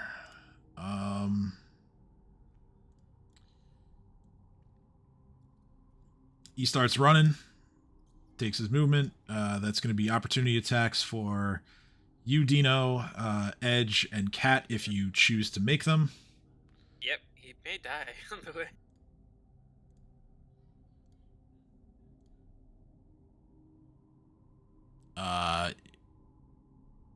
Yeah, so the first one is what we're going with. That hits. And yeah, then Dino finishes him off, so he doesn't even make it that far. He basically just dies right next to the two of you. I just love that. He's had enough of you, Dino. Runs away, immediately gets murdered. It's now Erzalin's turn. So Erzalin, you're Yay! alone in a room with a dying man that sure looks a lot like the one that killed your family, or had his men kill your family. Is he awake now? No, he's very much unconscious and bleeding out. Dying. Even though he has taken a significant amount of non-lethal damage, but You know what? Fine. Here, I'll be nice so I can interrogate him later.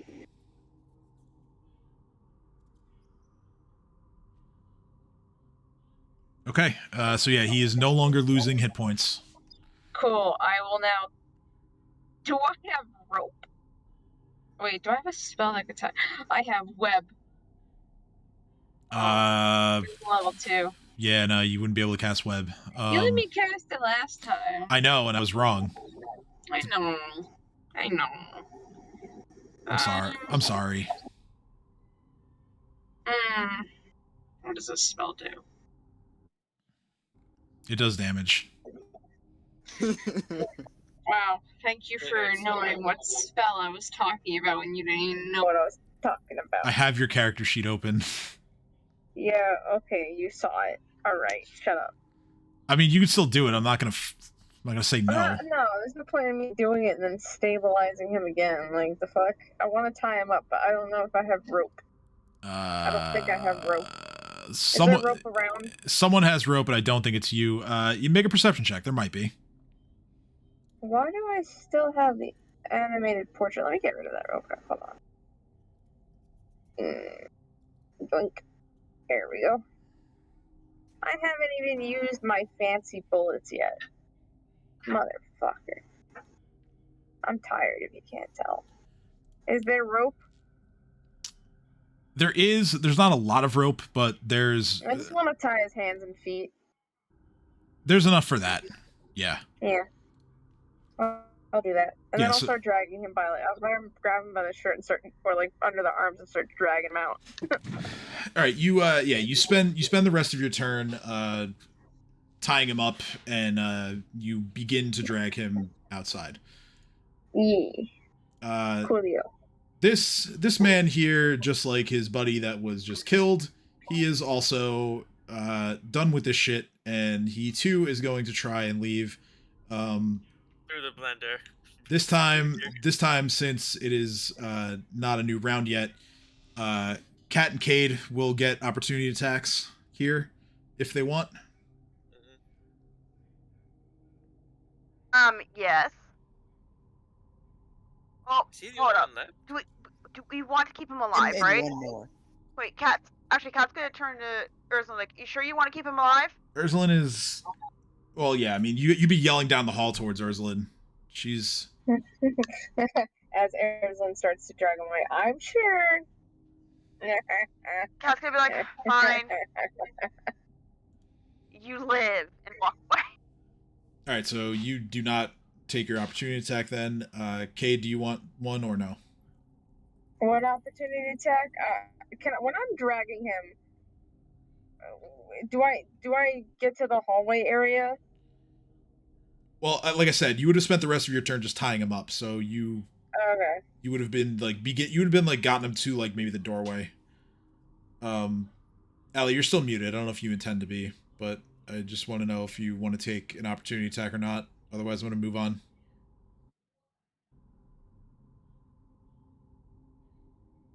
Going once. What? Going twice. All right, so what ends up happening is this guy is going to literally just dive out of a second-story window and try to make a run for it. He is going to take some fall damage on his way out. But he is he lives and he finds a way to get back to his feet and he just books it out of there. It's now Edge's turn. I don't see anybody here matching the description of Jonesy, do I? Jonas, no. Jonas, sorry. I keep saying Jonesy. Yeah, Jonas. Huh. Well, anyway, yeah. Where's the last enemy here? I don't see them. Are they in this room? Yes. And it's... You just have to quickly, squeeze past Dino to get in there, and now you can engage with the half-orc there. We're here, because I have a sneaking suspicion somebody else will want to come in at some point, so better move now than later. Alright, then so let's finish this. Alright. So, one attack given the amount of movement you made, but... Okay. 23 definitely hits. So that's 15 points of meaty attack, 15 points of slashing damage on this half-orc. He recoils a bit from your blow, then regains his composure. He holds his Morning Star high, and he says, "Fitting that I would fight a man of the faith today." Punishment for your crimes against the Divine. He just can I roll for intimidate for that? Yeah. I mean, he smirks and he smirks at first, and again keeps his weapon aloft, but your confidence begins to bleed through, and he suddenly does not seem so sure about all this. It's now Kat's turn. I am going to step over the dead bodies. Okay. Are we going until 12? What?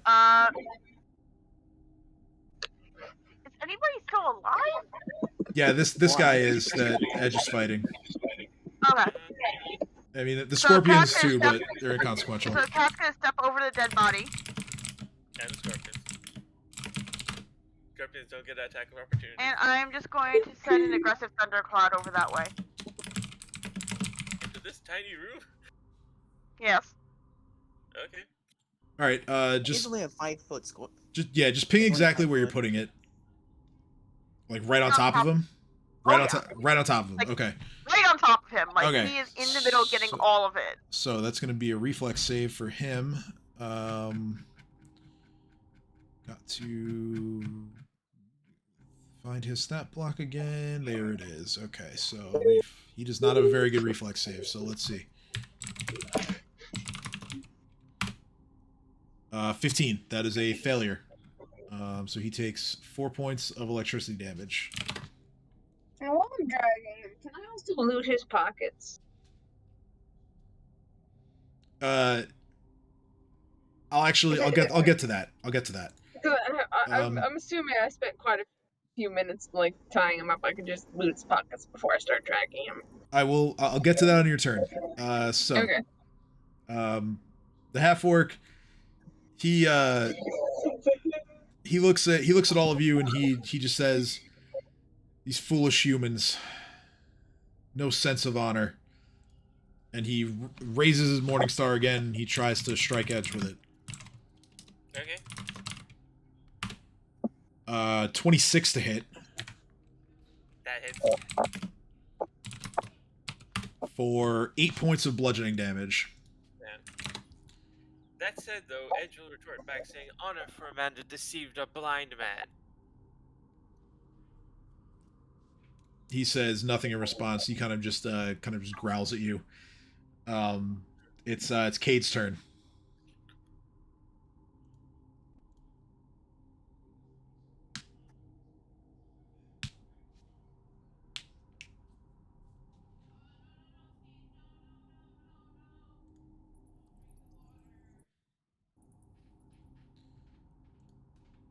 She's offline. Right, yeah, she Not said again. her phone died. Shoot. I'll put it in the Roll20 chat because she's still here in there. So Okay. oh, never mind. I thought she was back for a second. If she can't, Just get Discord on her computer. if she ends up not being able to act, oh, here we go. Go closer to Edge, step over bodies, got it. So yeah, puts you right around next to Cat.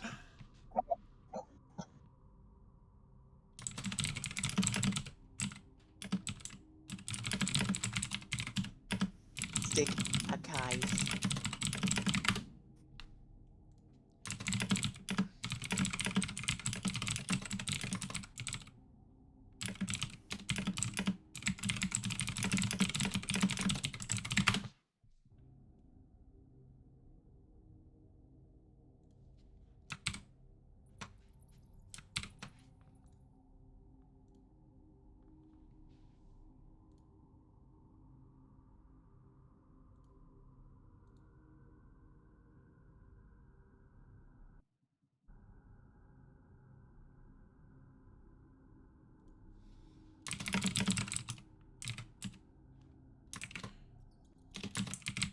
All right, so hold person on the half orc.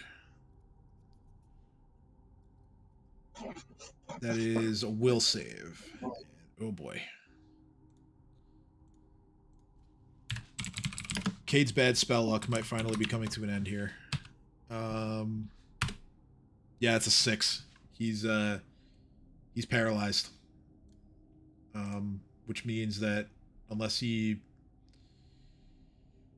saves, someone can coup de grace him. It might as well be me. It's time the closest. But it's not my turn yet. It is Nope. Jareem's turn.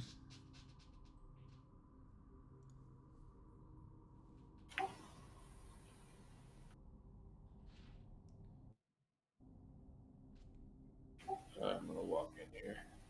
Okay. And yeah, as I said in the chat earlier, I'm gonna wrap up as soon as combat ends. I'll start leading us to the end here. So okay, so you move in. I'll impale him with my spear. Okay.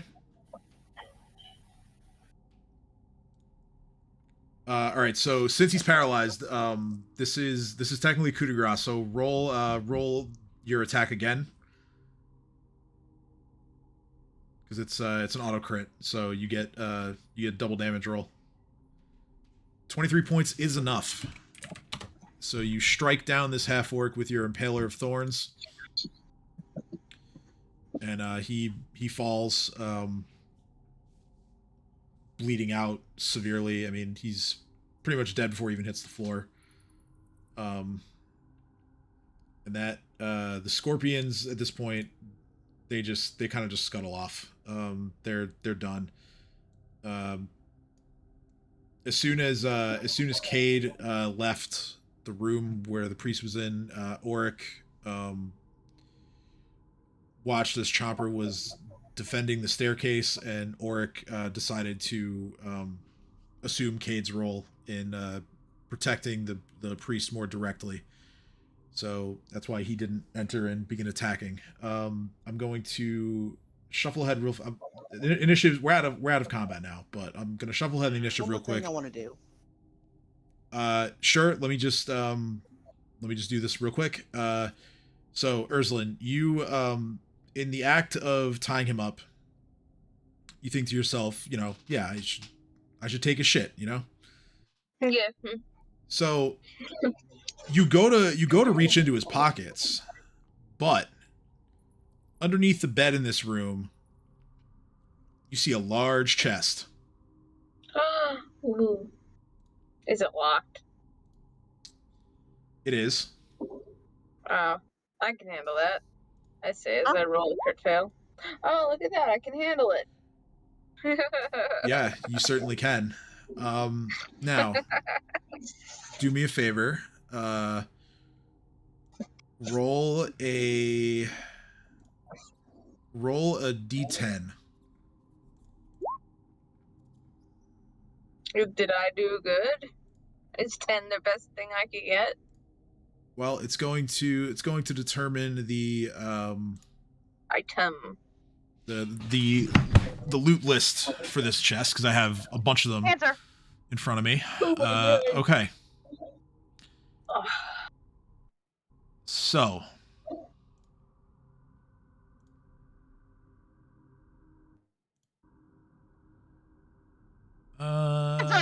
this looks good.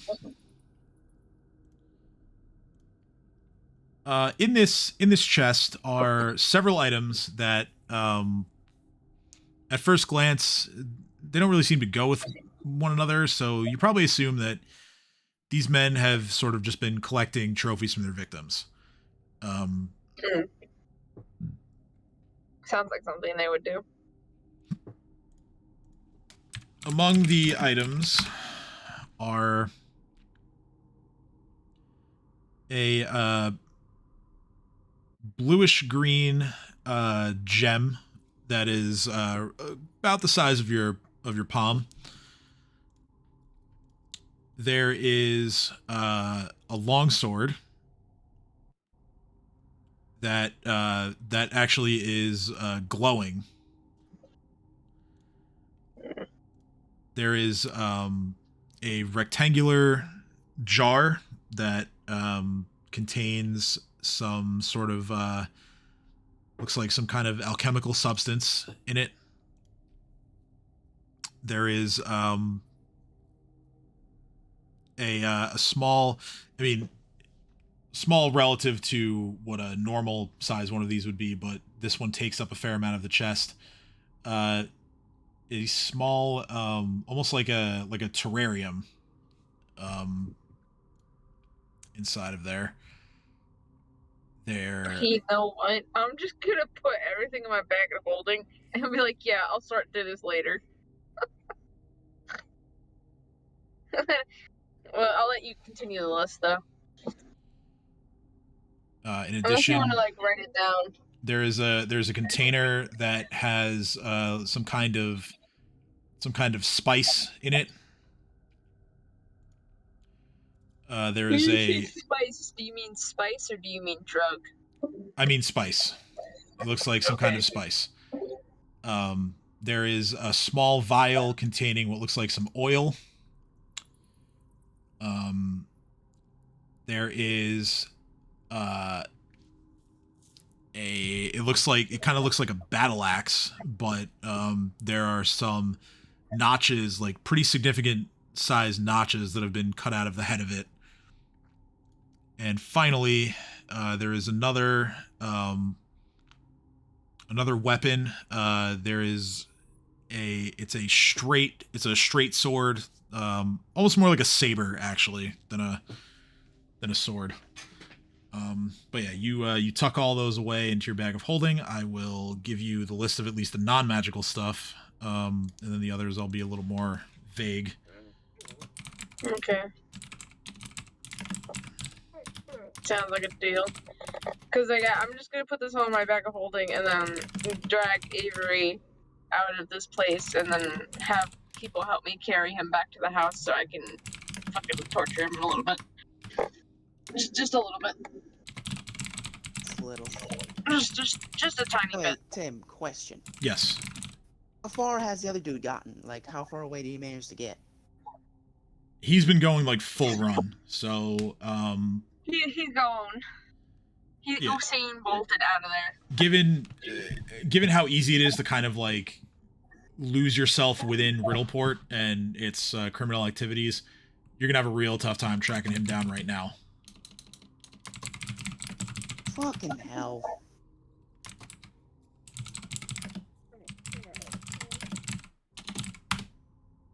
fuck it. Don't care. I'm gonna transform back after we won.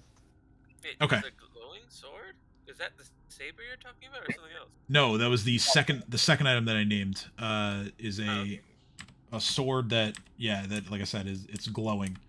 Can I? This must be like an Arcana check or something. Then I'm not sure. Like, could I do craft weapons? Don't know, but that wouldn't make sense. Well, if Erzalin is just quickly stashing all of this stuff, then it'll probably have to wait until after you guys Okay. get out and get back. Yeah, I'm just trying to get Avery to the house, because... Yeah. Okay, so what we're going to do is we are going to leave off with you guys figuring out how to get Avery, or like I said, this man saber. That's what it's called. It's called a chicken saber. Oh my god, that sounds like a Chinese food.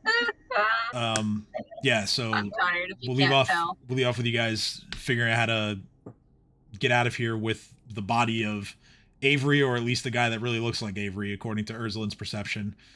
And we'll start from there next week. However, one important matter is you guys have leveled up. Yes. Yay! So you're now 8th level. Before we all sign off, let's roll some hit points. Okay. What do I roll? D8, right? Well, that, Erzalin, that depends on what class you are taking your next level in. Alright. Ooh. Remind me, how do I get a third shot? How do I just keep shooting? 3 attacks. Yeah. Take gunslinger levels. How many more do I need to get that? Your base attack bonus would have to reach 11, so that would be 5 more levels. What did I need from which? I forget. I have it in the Discord. So this level, gunslinger would give you access to a whole bunch more deeds, as well as a +1 to your base attack. Taking a witch level will also give you +1 to your base attack. So like basically, if you take a bunch of witch levels, you'll get to 3 shots eventually. But if you want to get it faster, just take gunslinger levels. Taking a witch level here would also give you access to another hex, as well as another cantrip and another first level spell slot. I took another alchemy level. Okay, that's fine. It's a D8 for your hit dice, though, not a D10. Oh, okay. Is it the message you sent on 11/12? Yeah, it's in the Pathfinder channel. It's the huge ass wall of text. I actually wrote that list like a month ago and sent it, but I also anticipated. Rob, you can re-roll that. Re-roll once. Okay, so 6, pretty good. Yeah, so I wrote this out a month ago because I anticipated we were going to get to this point sooner, but I'm glad we're here now. So let's see here. I just need Cat's got a roll and Cade. You're telling me that if I take the witch one, and then next level up I take the gunslinger one, technically I'll have +2 at that point, and then I could just keep taking the gunslinger. I'm gonna hop what off, is- guys. Have a good night. All right, yeah, have a good night. So what? Sorry, I always forget what dice do I have to roll. You roll a d6, Thank you. Sorry, I know I ask every single time. and if you get a 1, you can re-roll. Yeah, Why I is it in my hand? I got a 3. Okay, so 3. got a 6. All right. I forget. Is it just your hit die, or is it hit die plus con? It's hit die. You roll your hit die and you add your Constitution modifier.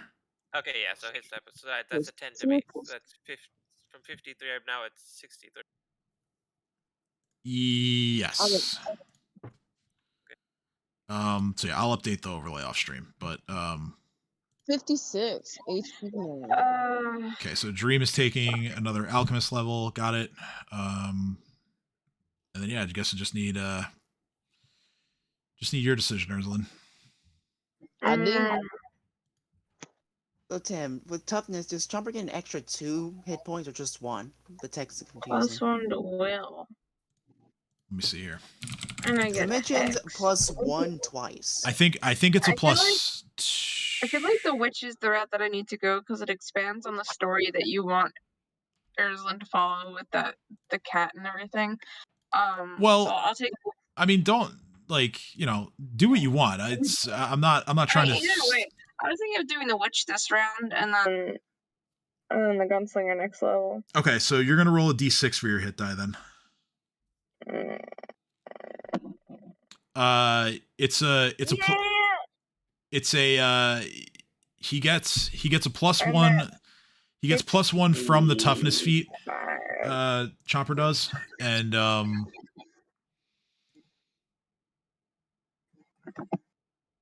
And how many ranks do I get? Sorry. Oh wait, so we're level 8 now? Oh wait, can I? Oh, it's just +1. Should I? I'm let me double check because that is worded very confusing. Why you choose to step there, you weirdo? So I get a +1 to will. So will becomes a 3, right? Yeah, 3. And I get 1 hex, 1 cantrip, and 1 first level spell slot. And a base attack bonus. I don't know where that is. Oh, base attack bonus +1. So it becomes a 1.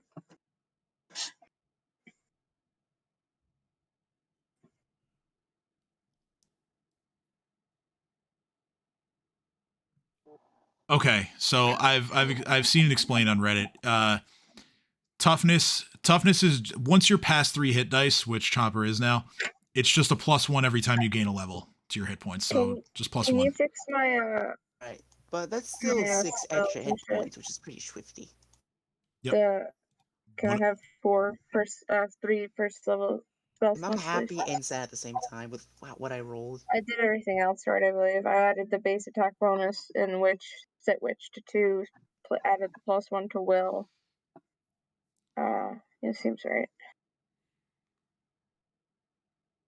Yes. Yeah, but I don't. The only thing I no didn't longer have figure out with 69 is, health. What kind of world is this? Yeah, I know, right? I just need the spell slots, and then I'll work on the ranks. Was And I already fucking rolled it. perfect. So let's see. You have your 2nd level witch, so you have 4 cantrips. You have let me Is look there a list of cantrips I choose from? Yeah, give me 1 second. I'm just trying to figure out your bonus spells. So your intelligence is 16. So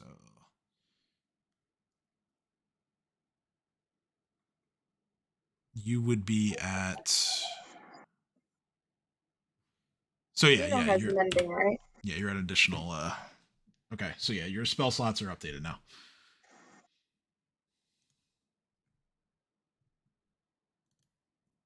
Hmm.